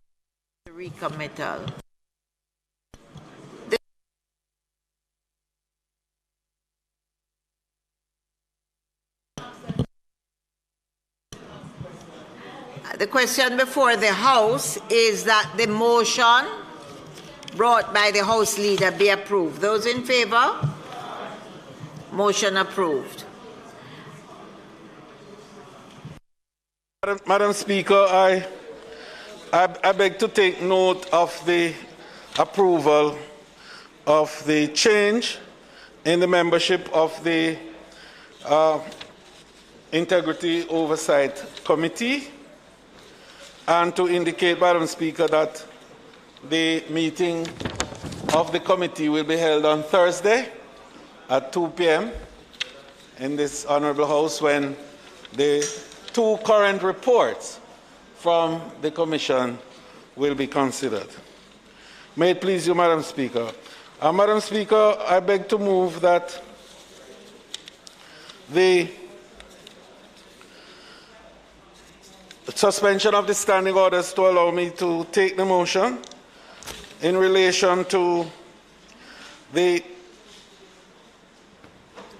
extension of the constituency debate beyond the time allocated of October 29, as indicated. Those in favor? Aye. Those against? The ayes have it.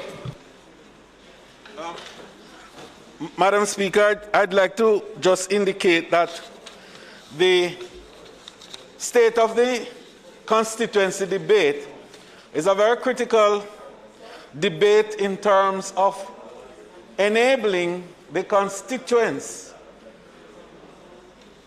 their concerns and their needs to be brought forcefully before this Honourable House in the presence of the Minister of Finance and in the hearing of the Ministry of Finance ahead of the preparation of the appropriations budget, which is to come. And therefore, I urge members to participate in this debate. And members who don't participate are making a point to their constituents. Because when the budget comes around and references are not made sufficiently to them, I think their constituencies are going to have something to say. I'm making that against the background that so far the debate has been going very well, but we are yet to hear from some members who we really should have heard from. I say no more, Madam Speaker, except to urge that as the debate progresses and as we seek for the extension, that all members will participate so that the benefit of having the concerns of their constituencies inserted in the budgetary process will not be lost. May it please you, Madam Speaker. Members, the question before the House, you have two motions for approval. The motion for approval for the extension of the state of the constituency debate, we're seeking the approval, and we are also seeking the approval of the removal of the name of the Honorable Carl Samuda from the Integrity Commission Oversight Committee and instead insert the name Member Everald Warmington. Those in favor? Aye. Those against? Both motions are now approved. Madam Speaker, I beg to move for the recommittal of the item announcements and reports from committees in order to take the motion with regards to the Public and Accounts and Appropriations Committee report. May it please you, Madam Speaker. Members, the question before you as a host is for the recommittal of the items, announcements, reports from committees, and notices of motions given orally to enable us to table the PAAC report, which should be before all members of the House now. Those in favor? Aye. Those against? The ayes have it. So, Madam Speaker, go ahead.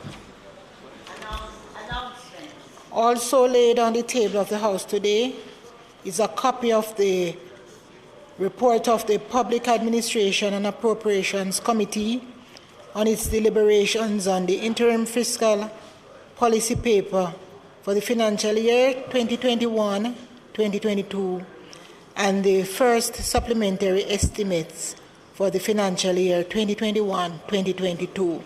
And I must also report that the Joint Select Committee report to consider and report on the motion for the consideration of a proposal that the City Municipality of Portmore becomes the 15th parish of Jamaica has been duly tabled.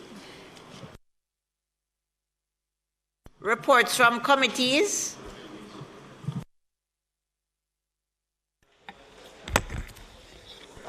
Madam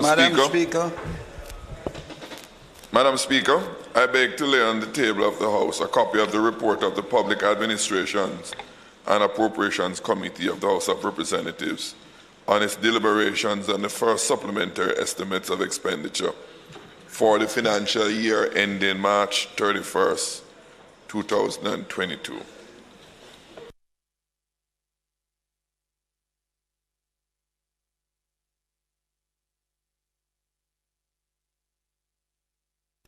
Madam Speaker, I beg to lay on the table of the House a copy of the report of the Regulations Committee of the House of Representatives on its deliberations on the Legal Aid Act Amendments, Regulations 2021. A copy of the report of the Regulations Committee of the House of Representatives on the deliberations of the Constabulary Force Amendment of Second Schedule, October 2021. Madam Speaker, I beg to give notice at the next meeting of the House. I will move the following. Be it resolved that the report of the Regulations Committee of the House of Representatives on its deliberations on the Legal Aid and Amendment Regulations 2021, which was laid on the table of the House on the 12th day of October, be approved. Be it resolved that the report of the Regulations Committee of the House in its deliberations on the Constabulary Force Amendment, Second Schedule Order 2021, which was laid on the table of the House on the 12th day of October 22, has been approved. Madam Speaker, I further beg to give notice at a later stage. I today will move for the suspension of the standing orders to enable me to take these motions. Madam Speaker, I now move. No, just a moment, Minister. We have one other. I now move for the suspension of the standing orders to enable me to take the motions which I gave notice. Go ahead. Madam Speaker, on behalf of the Chairman of the Joint Select Committee appointed to consider and report on the motion for consideration of a proposal that the City Municipality of Portmore becomes the 15th parish, I beg to lay on the table of the House a copy of that report. Notices of motions given orally.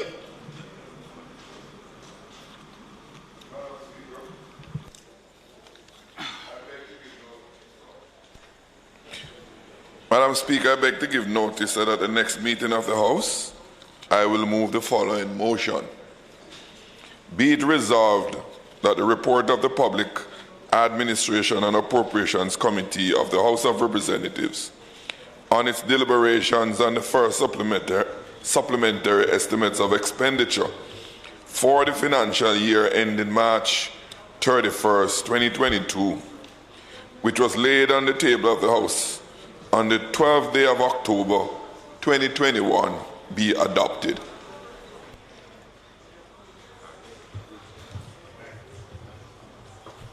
Madam Speaker, I beg to move that the report I gave earlier with regards to the Portmore municipality be accepted and adopted. Madam Speaker, I also further wish to give notice that at a later stage today, I will move for the suspension of standing orders to enable me to take the motion of which I gave notice of a moment ago. Those in favor? Those against? The motions are approved. I don't know. What is that? What is?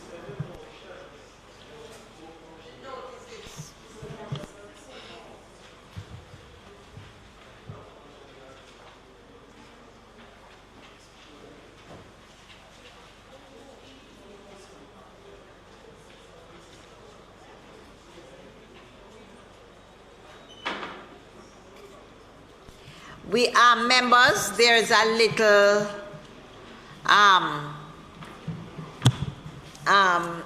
mishap as to where we are on the agenda. We were just at notices of motions given orally, and now we are going to move forward for the report of the PAAC to be adopted at public business. Very well.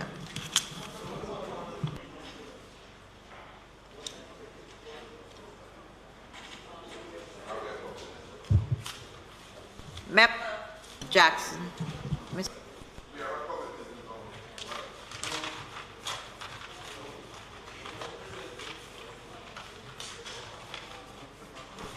Member Jackson, before you do, you're going to ask for the suspension.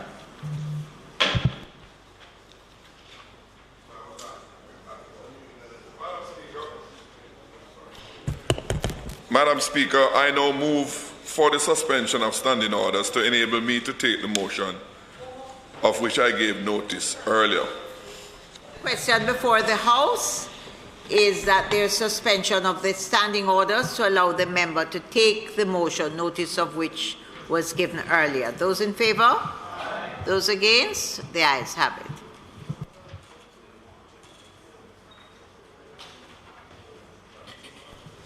Madam Speaker, as is customary, the first supplementary budget for the financial year is, each supplementary budget is required to be presented before the Public Administration and Appropriations Committee for deliberations in keeping with the Financial and Administration Audit Act.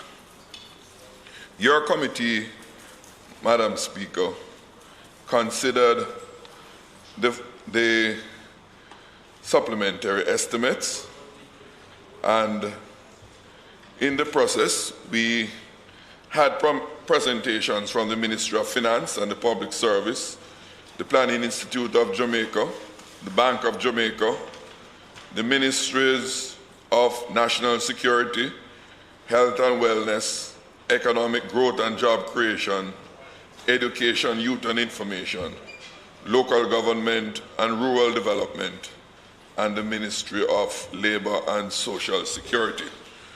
Those ministries were selected, Madam Speaker, because in the committee's opinion, upon initial scrutiny, represented the bulk of the reallocations and additional allocation that would have been made in the supplementary budget. And that exercise enabled us to get a better appreciation for the changes that have been necessitated essentially by the pandemic that is before us. And as you will appreciate, the ministries of health and education would have been the foremost ministries in that exercise. In terms of the macroeconomic picture, a couple of highlights which I wish to make, Madam Speaker. And indeed, of course, in considering the estimates of expenditure, the fiscal policy paper, in this instance, the interim one, the first one for the financial year, was also tabled and examined. And in so doing, we looked at the economic outturn of the previous financial year, the performance for the first quarter of the financial year, the projections to the end of the current financial year, and projections for the succeeding financial year and the medium term. Those were examined and the findings presented in the report. So far as the outturn for the financial year 2021, as a backdrop, it was indicated that the economy declined by 11% in financial year 2021 relative to 2019-2020. This was caused by the threats to health and well-being posed by COVID-19 pandemic and associated measures contained therein. The services industry fell by 12.7%, and the goods performing industries declined by 3.4% over the period. All components within the service industries deteriorated except for the producers of government services, which remained unchanged. Hotels and restaurants declined by 65.6%, and other services by 28.2%. These were the two sectors that suffered major losses during the review period.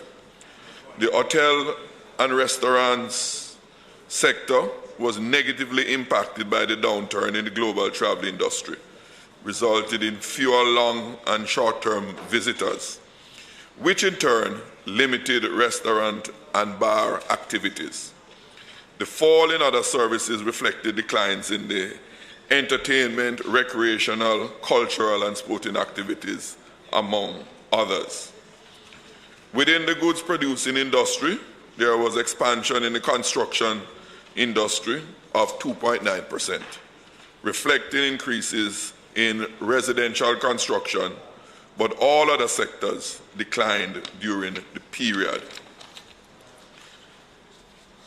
And of course, a full, more detailed listing is provided in the report that is before us.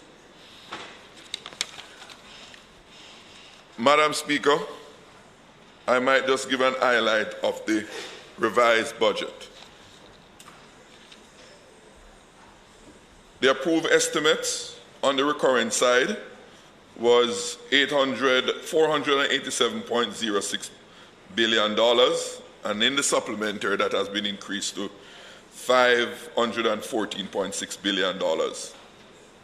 A breakout of that would reflect on the program side, the approved estimates of 230.54 moving to $267.92 billion. And on the compensation side of the recurrent budget, it moved from $239.23 billion to $246.63 billion.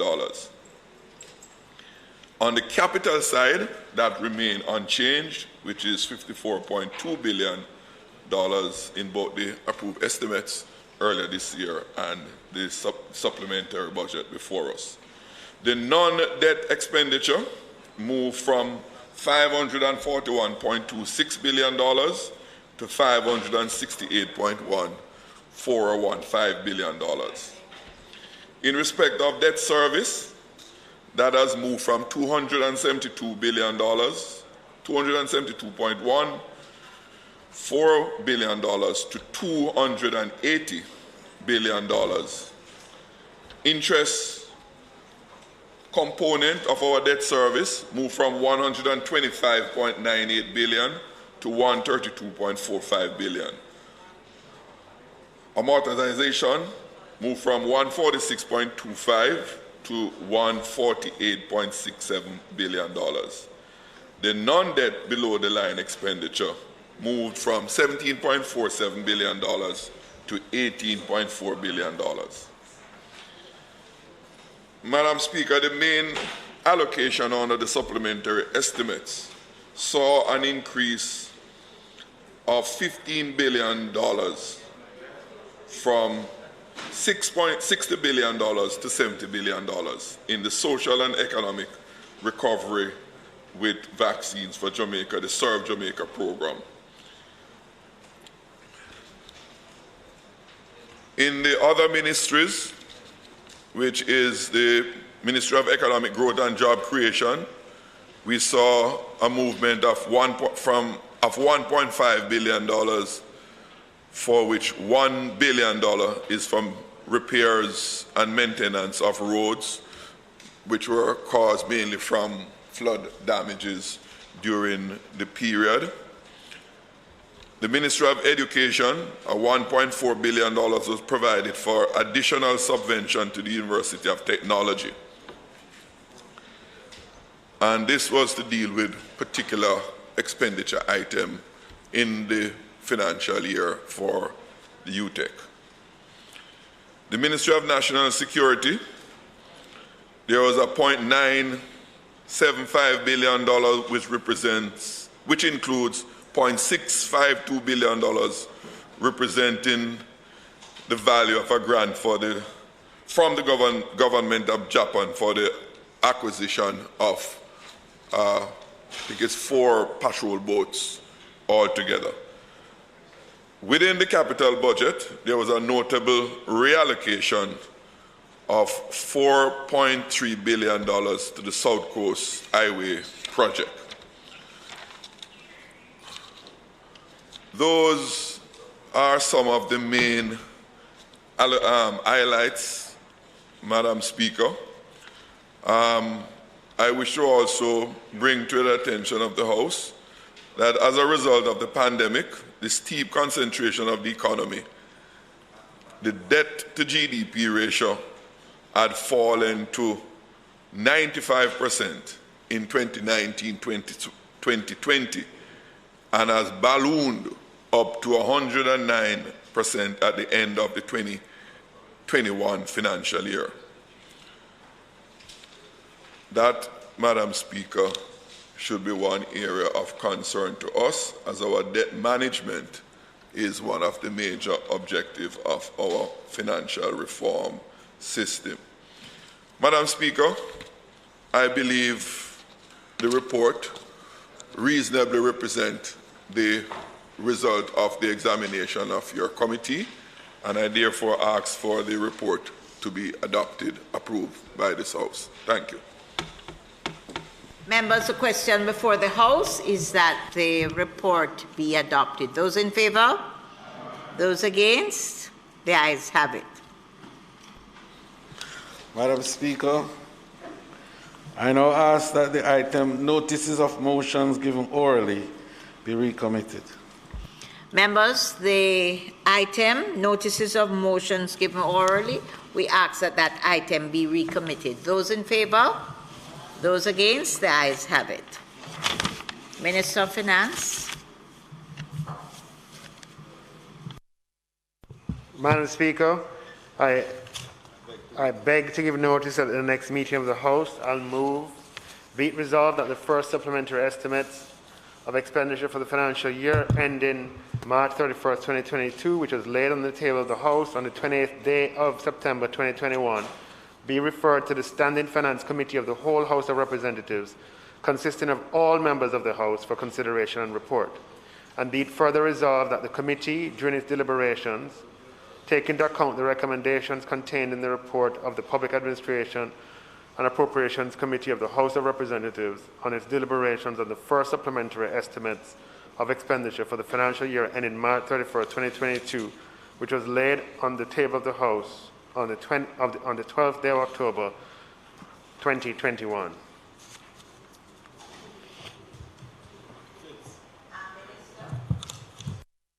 At a later stage, you.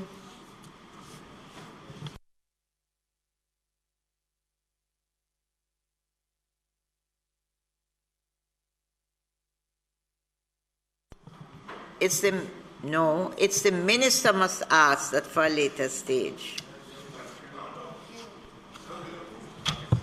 Madam Speaker, I further beg to give notice that at a later stage today, I'll move for the suspension of the standing orders to enable me to take this motion. Right. Public business. We're at public business now. Madam Speaker, I now move for the suspension of the standing orders to enable me to take the motion notice of which I gave earlier. Those in favor? Those against? The ayes have it. Madam Speaker, I now ask that the motion be approved, i.e. for the estimates to be referred to the Standing Finance Committee of the whole House of Representatives.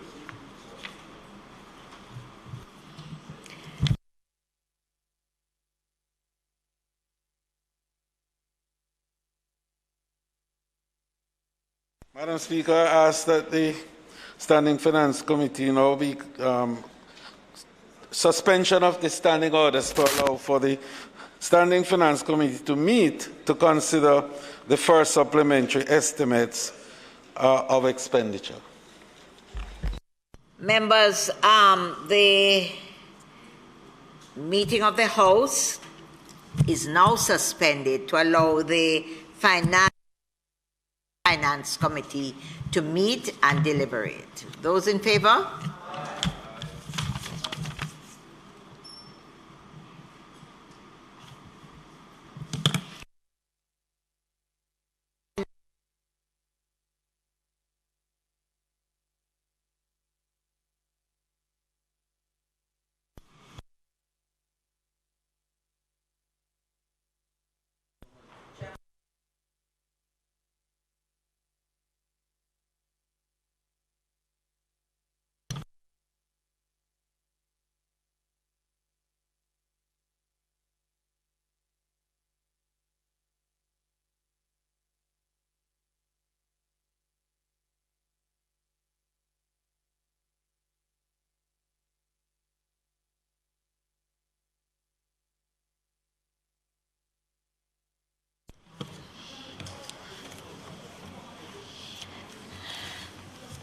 Members, you would have remembered that on the 28th day of September 2021, the House of Representatives by resolution referred the first supplementary estimates of the expenditure for the financial year ending March 31st, 2022 to the Public Administration and Appropriations Committee of the House of Representatives for consideration and report. The committee's report, along with the first supplementary estimates of expenditure, is now before us for our consideration and our report.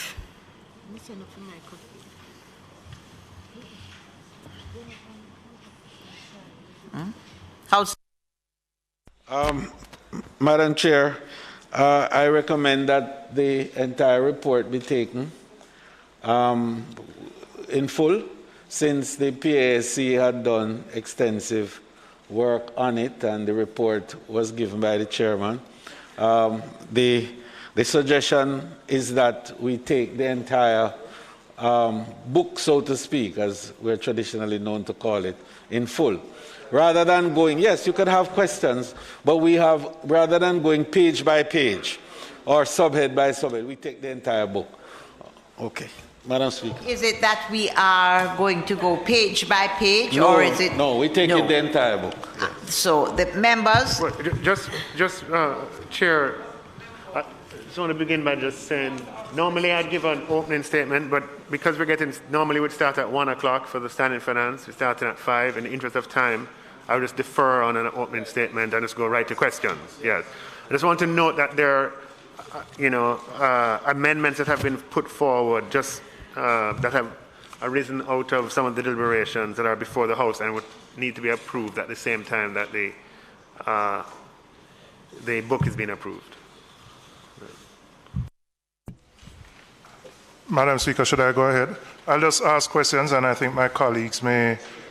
Chair, sorry, not Speaker, Madam Chair. Minister, just a couple of questions. First, the projected increase for this in the supplementary budget, is it net of the under expenditure of the 7.5 billion for the last quarter, or is it inclusive of that 7.5 billion? Just for clarity. Right, no. Total expenditure is going up by 33 billion. So coming into September, we had areas allocated that were not spent. We have had lots of reallocations within the budgets. For example, on the capital side, we took some areas which were not spent and reallocated to the Southern Coastal Highway, but capital expenditure remained the same. So the answer to your question is 33 billion is net new expenditure. It's not financed by under expenditure anywhere. That's net new expenditure. All right, thank you. All right, that clarifies that. The second thing, in looking at the overperformance of the revenues, the majority of the overperformance comes from international trade revenues. Some tourist arrivals, but principally taxes on imports, which account for, well, the international component accounts for 84% of the total overperformance. An element of that would be the increase in freight rates, which would have applied to the total CIF value.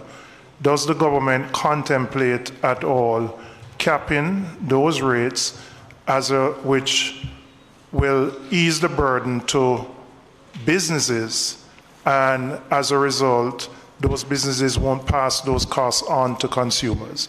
Because at the current rate that we're going, freight rates continue to go up. The increase in the freight rates push up the cost for the businesses who ultimately will pass it on to consumers. Okay. So there are two ways of measuring overperformance. I mean, you're talking about overperformance relative to budget. Relative to budget, all three categories of revenues increased over budget. The three categories are income and profits, consumption and production, and international trade. Of those three, international trade had the highest increase of the three. Now, we have heard that suggestion before, which is based on the reality that freight rates have gone up considerably, especially for long-haul routes. We've done very detailed analysis. Every time a container comes across the port, the freight that it pays is disclosed to the Customs Authority.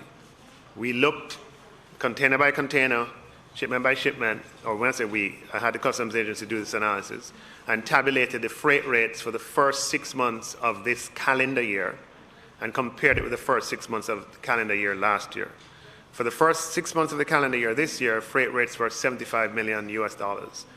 For the first 6 months of the calendar year last year, freight rates were $55 million. So indeed, they have gone up. 20 over 55 is like 36%. However, a $20 million increase overall, US dollars increase in freight rates in aggregate, does not explain $11 billion of revenue. Because even if you apply customs duty and GCT on that $20 million freight rate differential, you get a number that is, if you apply duty, 20% duty, you get a number that's more like $600 million. The overperformance that we have on the international trade is over 11 billion. And it comes as a result of increased, a number of factors, which include increase in the volume of activity at the ports.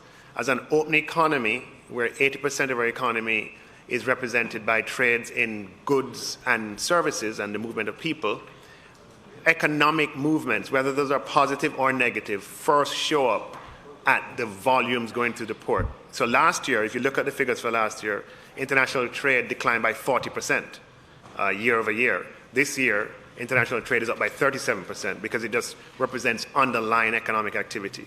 So the freight rate is it is not even a measurable, or it is not a significant portion of the revenue increase. As I said, when we look at it, $20 million US dollars increase in freights, 20% duty applied, multiplied by the exchange rate, you get a $600 million implied contribution from freight rates, but the international trade revenue is up by 11 billion. So the answer is really volume. Is volume not the value of it? Yeah, it's volume is driving it. And you have some other factors as well. You have, obviously, prices are a little higher and stuff like that. Yeah. Yeah. Minister, just following up on that line of question. Is it, I hear the analysis and that was done, but I wonder whether it really reflects the impact that the trade increases are having. Because if you look at the trade flows, a lot of the trade flows into Jamaica coming they're long haul freight, but the initial destination is, in many instances, the United States, Florida. Therefore, the CIF, if we have to be very careful how we measure the CIF, because the CIF from Florida to Jamaica represent only one leg of that journey. And if in fact what we're measuring is that CIF from Florida and not the ocean going part of that freight, the long haul ocean going part of that freight, we would not have captured in it the tariffs, cumulative tariff. So we have the value, the goods produced in China, let's say, ends up in the United States, is transferred or transshipped to Jamaica, and the measure, the portion that is the CIF value is, I'm not sure, but I'm asking whether the portion of that CIF value is the Miami, Jamaica leg, as opposed to China, Savannah, Georgia, and Jamaica cumulatively. Because unless we do it that way, we'll miss the impact of CIF overall on the goods. So remember, it is the importer who declares their freight rates, and freight rates are measured the same way this year as they were last year and the year before. And what we're saying is that, and I can approach it from a different point of view to convey the point. What we're saying is that yes, freight rates have increased, and yes, that has an impact, but in the context of the size of the revenue increase, that's not where it is coming from. We had a similar revenue decline the year before, and freight rates didn't drop to give that revenue decline. The revenue decline came because volumes fell, right? But you have to understand, remember, between April and December of last year, for example, the importation of energy commodities collapsed by 40 or 50% as everybody, nobody moved, right? So whether it's butane or motor fuels or cooking oil or just fuels coming in collapsed considerably. Fuels coming in this year, the volume almost doubled vis-a-vis last year, and it's everything is kind of consistent, is what you're seeing in the economic expansion figures. And that is what explains the movement in international prices. It's not denying the freight rate increases are real. I'm just saying the impact of them. And another way to think about it is freight rates have a big impact if the value of the goods being imported is low. So if you have a whole container and all you're importing is cases of air, then yeah, freight to value is going to be high, and a freight rates increase is going to have a massive impact on the price. But if you look at the entire goods that we import, I remember a huge part of our import bill are those energy commodities, which are bulk items. And the increase in the freight rate relative to the value of a shipment of oil is not as significant as it is for, if you're importing water. And the weighting of our imports is such that in aggregate, it does not dispute the point for an individual importer. But in aggregate, it doesn't have that impact. And therefore, the policy response needs to take that into account. Are you following what I'm saying? I take the point. And my concern and the concerns that is being expressed by industry, generators, I understand it, is that in the mix of things that form the basis for the ad valorem tax, the only real component that we can respond to is on the tariff and the duty structure. The others are fixed. It's the cost, it's the insurance, and the freight. The freight element is really what we can do anything about. With what we see happening in international trade, it is quite clear that it's going to be, there will be an elevated level of freight for some time. I believe well into next year. That's a projection. All of that cumulatively will have an impact on our industry, particularly the small and medium-sized industries. And on top of that, with the policy rate increase that was just put in place to address inflation, I believe we have to look at the cumulative impact of all of that, and to then determine how that affects business and how will be these small businesses will be able to manage, and what sort of cost burden is then applied to them, which we know must be passed on to the consumer. So my concern is of all the elements, the key elements, the core elements that make up the duty structure. The only part that has any flexibility for a response, a policy response, is the freight aspect of it, and whether in light of the other add-ons, it is not appropriate to consider how much of the impact of that will pass through on businesses and to consumer ultimately. Yeah. So we did look at it, and as I'm saying, in addition to what I said earlier, intervening on that side is likely to be inefficient because, one, you have no assurance whatsoever that the immediate beneficiaries of your intervention will pass it on to consumers. Only in very competitive industries can you be assured of that. And the second reason is that it becomes diffused. Persons who are in need of support, or persons who are not in need of support would be receiving support through that avenue. Whereas if you intervene directly and target individuals in light of the circumstances, it's probably, probably a better approach under the circumstances. So we did consider it very seriously and had a lot of conversation with industry, but that's where we came out in the end. So we can expect then, considering all of that perhaps the appropriate response, as you're indicating is not through the tariff, but a more targeted approach, intervention by the government. Correct. Yeah. Our Minister, coming back, there's an additional 5.5 billion for interest costs, primarily driven by devaluation of the currency. We're seeing the depreciation start again. We had an appreciation up to the end of September, and now we have depreciation. do you think that you may have to draw on more resources given the potential that the currency may depreciate faster than you anticipate? No, the anticipation is that what we're provided for here in the second supplementary, based on what we know now, that should take us through towards the end of the fiscal year.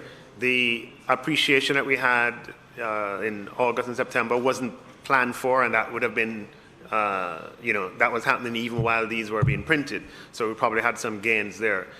You will always have to make adjustments. Interest bill on an annual basis is about $130 billion. Having to adjust by a few billion in a supplementary is not normal because we have a floating exchange rate that you can't predict with any degree of certainty. Yeah. In looking at the projection you made for the oil prices back in your budget, which was about $44 a barrel, and the actual, which was probably in the 60s, went as high as the 80s. What impact did that have both on expenditures and on the SCT that you would have collected?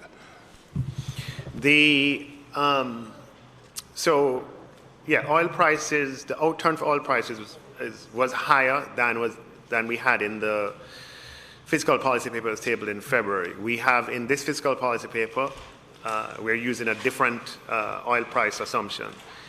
The oil prices are relevant in the macro picture, mostly from their balance of payment impact, because,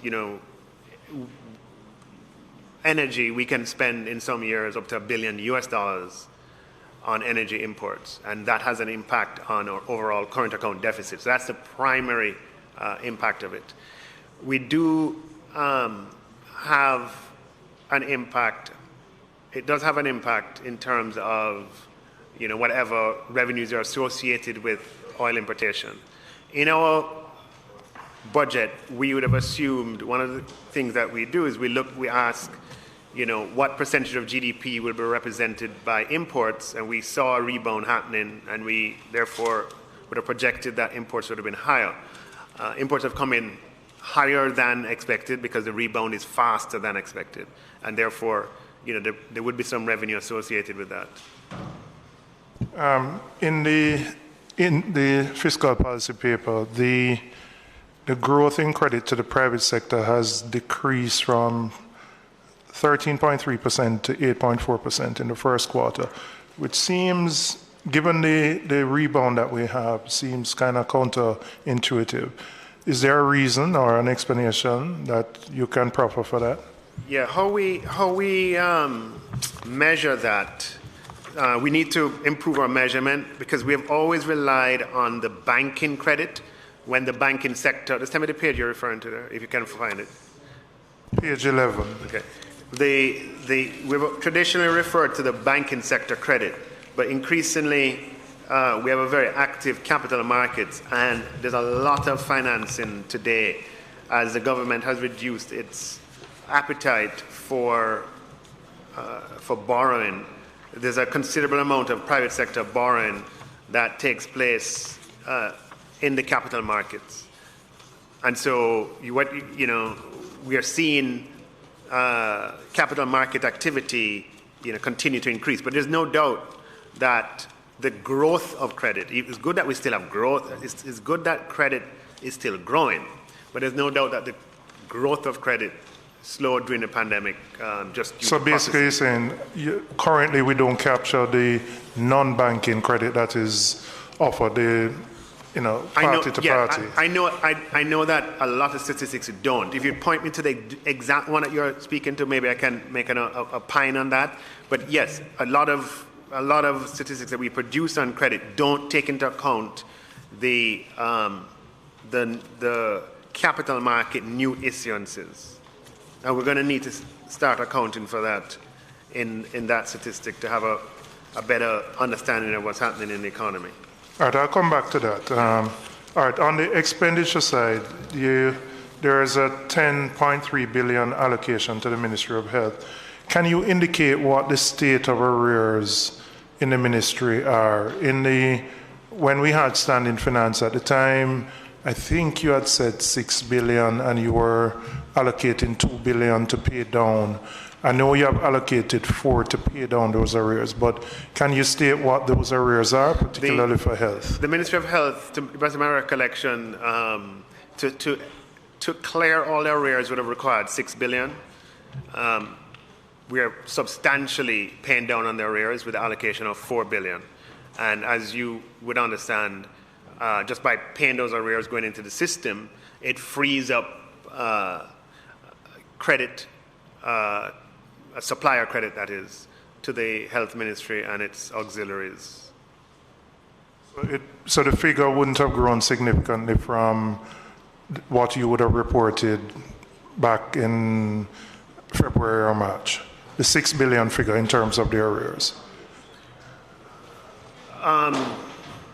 Sorry, if you're, I don't want to, I'm not comparing it. I'm just telling you what the arrears was as at September, when we were formulating a supplementary budget and we allocated 4 to it. You know, it would have been better if we allocated the 6, but we couldn't afford to allocate the 4. So, so it would be down to about 2 then, based on what you're saying? Yes. Okay, all right. That's what I wanted to find out, if the 6 had increased, whether remember you said you were allocating 2 from the last quarter, if that came off, or whether the figure had actually grown since the... Right. Just to be clear to answer the question you're asking, you know, arrears can grow, but if your normal allocations are higher this year than last year, then they'll come back down, if you understand what I'm saying, right? So as at September, so I'm not, you know, our consumption clearly April to September would have consumed more than we consumed last year. So it's possible that some time in between it went up before it came back down. But as at September, when we were putting these figures together, it was 6 billion, and we've allocated 4. All right. Julian. Oh, sorry. Minister, on that same note, I note, as in the PAAC's report, that a portion of that was to the National Health Fund. Was that amount included in that 6 billion that you mentioned in the budget debate prior to March, or during March earlier this year? Yes, when we speak of it, we speak of the arrears for their system. Yes. Okay. Minister, on the CAT bond and the financing of the premium payments, just something I want clarity on. The original payment was, well, you can tell me, is that funded by an agreement that we have with the World Bank for the first payment? The question is, do we assume all future payments, and when would those future payments come into play, and where would they be reflected? No, the good news, member, is that the CAT bond is completely financed for the 3 years, or for the 3 hurricane cycles that we have it for, by our bilateral partners. Germany, the United Kingdom, through a facility called the GRIF facility, and the United States through the USAID. It is fully funded. And the expectation is that Jamaica, once this matures, the replacement, Jamaica will take on responsibility of financing its own protection. So that would be FY 23-24 then? Yeah, it expires, no, FY 24-25. It expires December 2023. Okay. So we would see that reflected in the budget at that particular time? Yeah. It's still reflected in the budget here. It just comes in as a grant, right? And then we expense it. But yes, on the renewal, the expectation is we will finance it ourselves. In terms of compensation, one of the under expenditures was the delay in the public sector negotiations. When do you anticipate that being concluded? When is it likely that those payments would be made? Well, I'm sure that members of the public sector would like those payments now. But, you know, we're making good progress. We're making good progress. I think it was in the public domain. You would have seen unions come out and self-report as to where they are. It's not customary for the government to do that. You know, they have the liberty. But I think from that you'd have seen we've made good progress, and I'm hoping that over the next few weeks that will be represented in in a public event of some kind. But even after that, we will have other bargaining groups to deal with. But I'm expecting that we'll have some good progress to report shortly. All right. You have allocated an additional $5 billion to assist vulnerable persons who have been affected by COVID. Can you indicate how that $5 billion will be spent, the mechanisms, if you have worked that out, and how persons who are vulnerable would access those funding? Remember, I propose to spell that out in my presentation today. Yeah. There is a $2.3 billion on the OPM for NIDS and the implementation of NIDS. I don't know. Can you give us an idea where, or I don't know if you know, where we are with the implementation of that, and possibly when we would be in a position to see cards being issued? Yeah, no, I would have to get an update on that specific item, as in when that's going to happen. But by the allocation being made here, I think that the message from that is that the project is moving apace. And so we're taking from projects that are not moving as quickly and reallocating to there. Made a concerted attempt to keep the CapEx expenditure at the original level. All right. You have also allocated an additional sum to dealing with secondary roads. I don't know if you intend or whether the minister who has responsibility will outline how those monies would be spent. I think all of us are eager as members of parliament with infrastructure needs. So I don't know if that will come from you or the minister who has responsibility will give an indication of that. No, not from me, member. I think you'd have heard in the constituency debates, many people refer to a particular minister. That is squarely within his domain.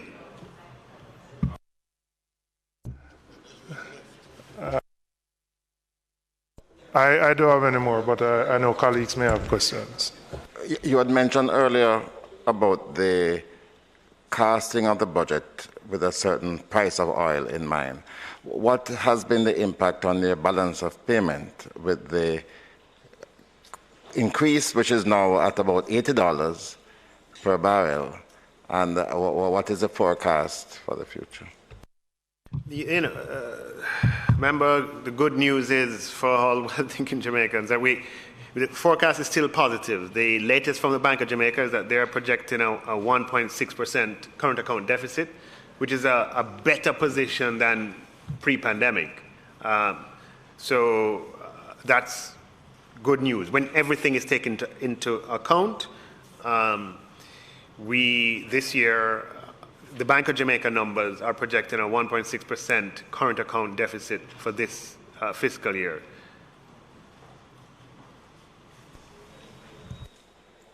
Minister, I have harassed you over the past few years on this project that I now understand again is placed with the South Coast Highway project. It is a project that is it was estimated to cost $80 million 2 years ago, and it's one of those emergency projects that if it does not happen and we get a heavy shower of rain, we could see the loss of many lives, not to mention property. Last year, in the first supplementary estimate, a clear commitment was given. And then again in the budget this year, a further commitment was given. When can I assure the people that work will commence? I think that is a more tripartite conversation with the ministry as well. Yeah, so you've mentioned it before, and I've taken note of it. I think you and I now need to have a conversation at the same time with the ministry, and then we can take it from there. Minister. Because even if I allocate and the project is not ready, then you're going to have that. You're going to have to take it back and put it somewhere else. So we have to make sure that it's ready. And to do that, we need to talk with the ministry that's implementing. Minister. But I'll represent you.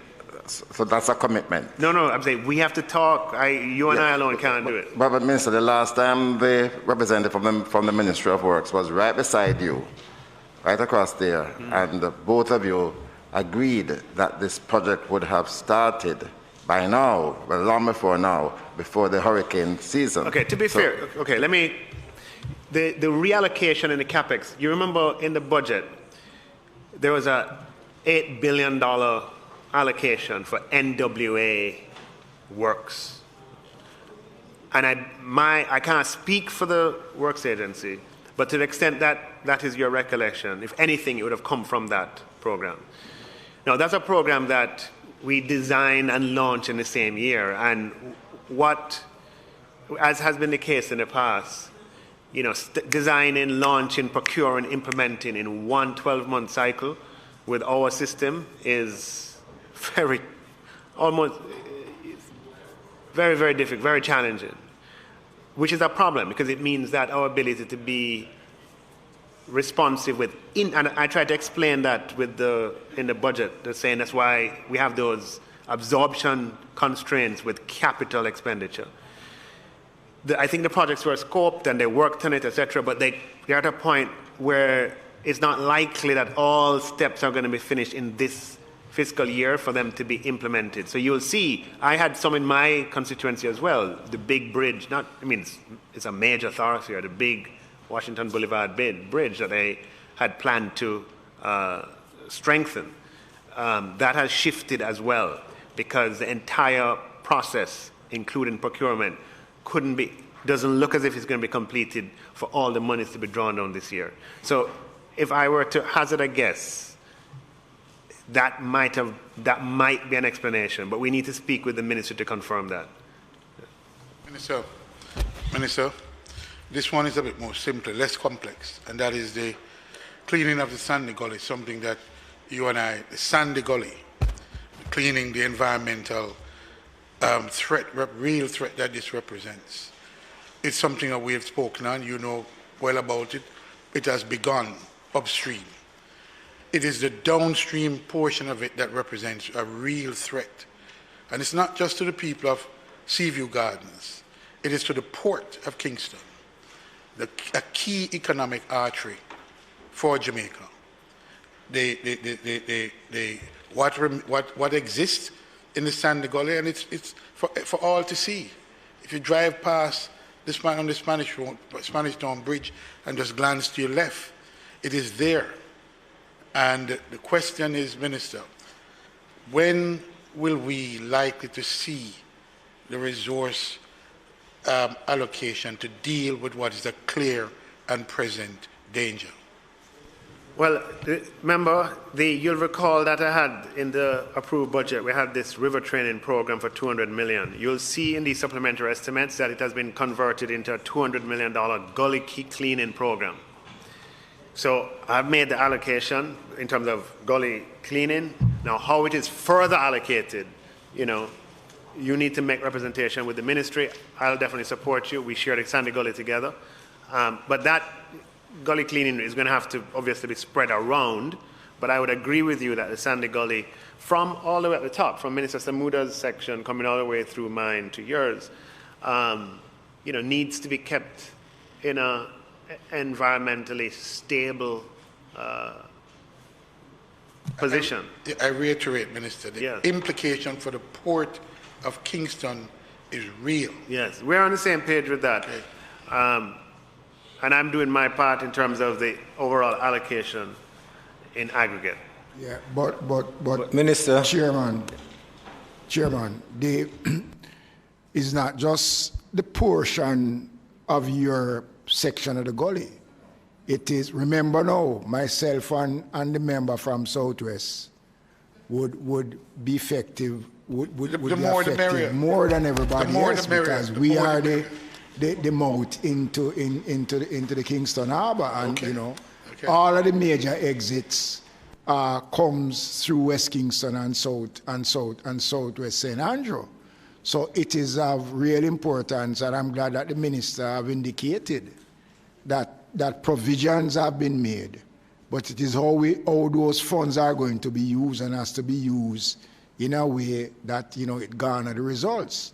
But I want to probably, Madam Chair, use the opportunity for those of us who are MPs who have gullies running within our constituencies, that we need to be a little bit more assertive, if that is the correct word, about our constituents actually use the gully. And it is no excuse to say that the garbage is not being collected. So whether the garbage is collected or not, some of them don't really care. That is the easiest point of disposal in the gullies. And I think this effort has to bear some benefits in terms of the funds that is going to be spent. And we can't just have it as a one-off situation. And I was just in a conversation outside of the chamber where you were talking about the condition of gullies and the fact that in years gone by we used to have gully wardens. So, Minister, I think what we need to do is to look at and to work on a mechanism that will at least give some level of comfort to the residents, that we're not going to be spending this money just because the provisions are there to spend this money. Minister. Well, it's a follow-up to him. Okay. And, since Minister Mackenzie spoke, the issue of garbage collection is a sore issue which affects us all, and the head of NSWMA indicated that what he needs in terms of trucks, he needs an additional, I think he said 100, but the procurement would take 7 to 8 months to get here. My question would be, through you really to the minister, is what is the plan in the interim?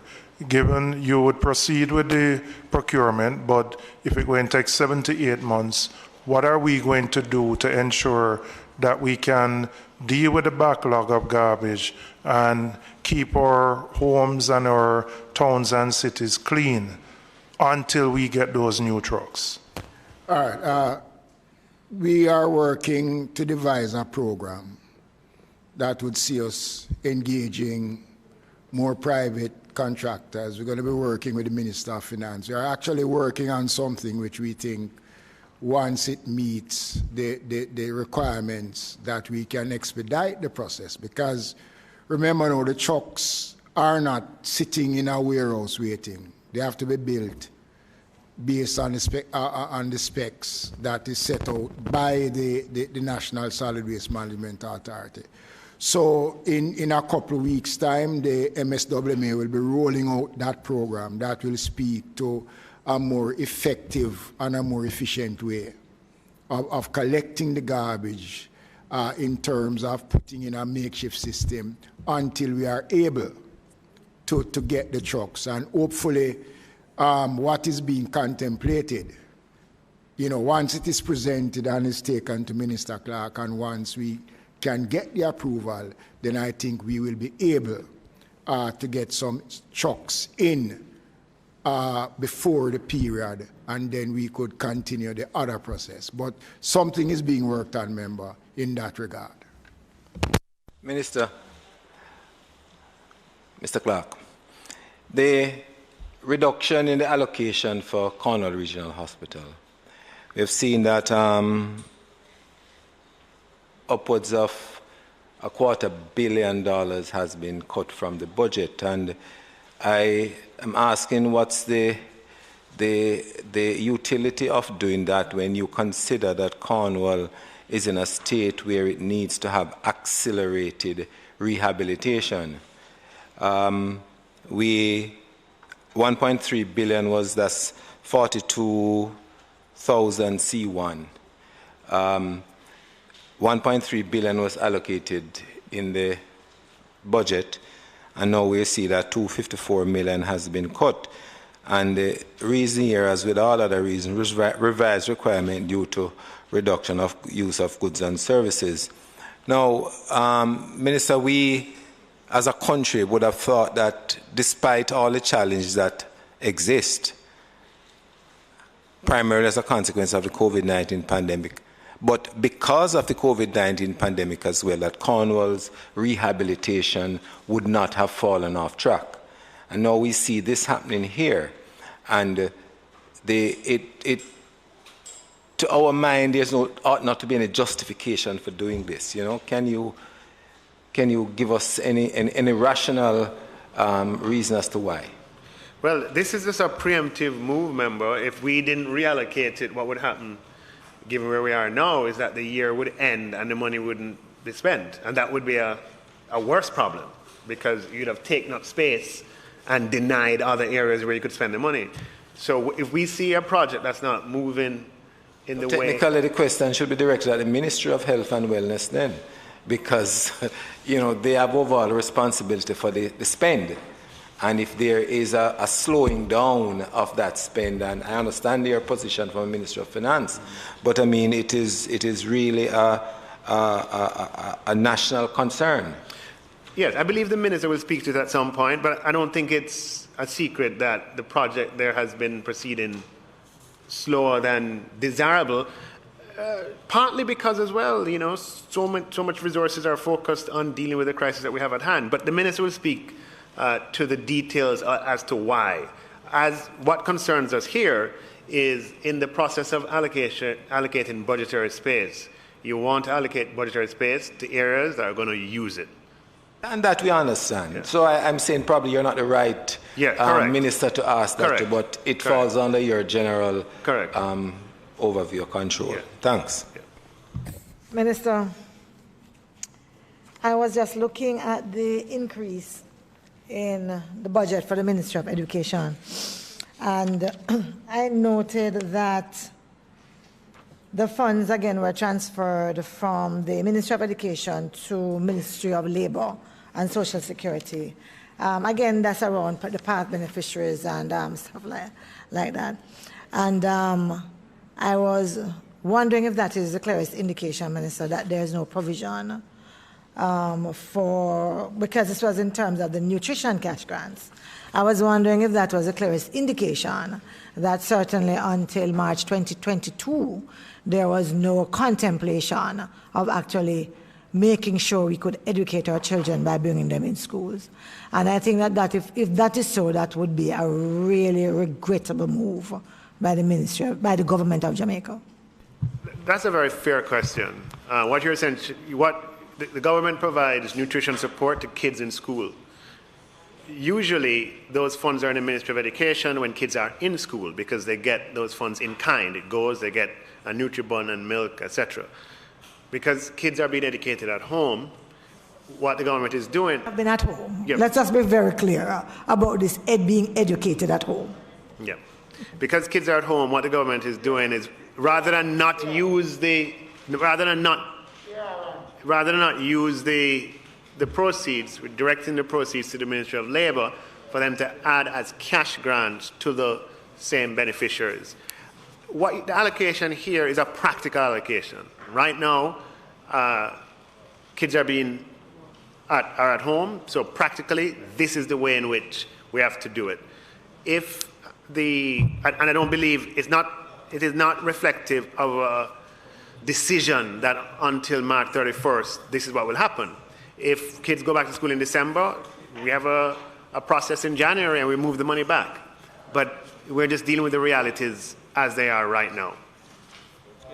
Thanks. One other question, Minister.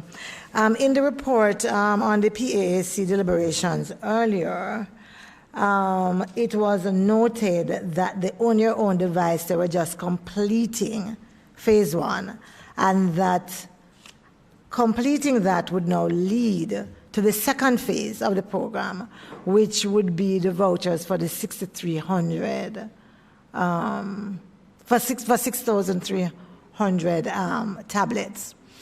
I was also wondering if that 63 times 100 there would be the equivalent of the 100 tablets for the members of parliament that we have been wondering what it was. And I ask because, Minister, how it is reported here does not quite align with the response that we had received earlier. Certainly it's not clearly so. And so I was seeking some kind of clarification, because what is here suggests that you were awaiting the completion of phase 1. Now that you are there, we can now move to phase 2. And I don't think that any member of parliament or any, certainly of the 100 parents who are waiting on the submission that I had made would have interpreted any prior response in this fashion. Yeah, I understand the comment. We have had some, as a government, challenges with this element of it, meaning the 100 devices for each constituency. I, too, have submitted my names, or not my names, but the names of constituents, and I'm waiting for the allocation, like you.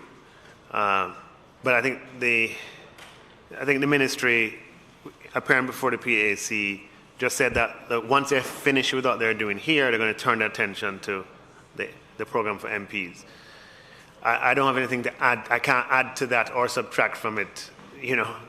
I'm just pointing out the obvious contradiction between the response we got earlier and that response. And I think especially as we deal with issues that confront us because of the pandemic, the one thing that we have to really secure is that trust.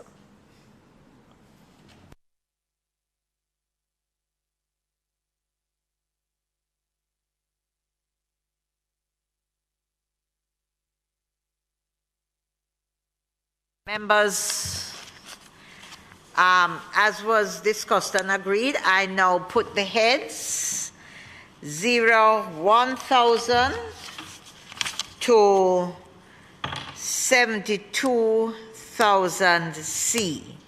Those in favor? Those against? The ayes have it. No. Members, there are also amendments. I now put the amendments to the estimates. Those in favor? Those against? The ayes have it. Members, I also want to put the fiscal policy paper for the year 2021-22, which is before us, for approval. Those in favor? And those against? The ayes have it. I also want to put the amendments to this paper, which is before us. Those in favor? Those against? The ayes have it. So we have the approval of the fiscal policy paper and the amendments to this paper for the year 2021-2022. And the report now. Is there the report? Yes. Yes, you should have it here. Pass it here.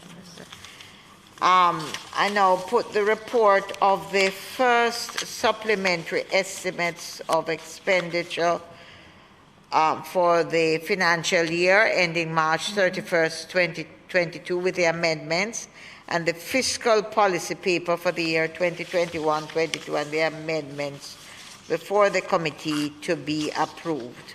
Is it the wish of the committee that I sign this report? Those in favor? Those against?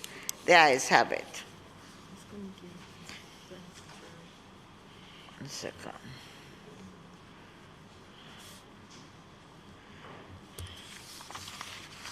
Members, this committee now stands adjourned.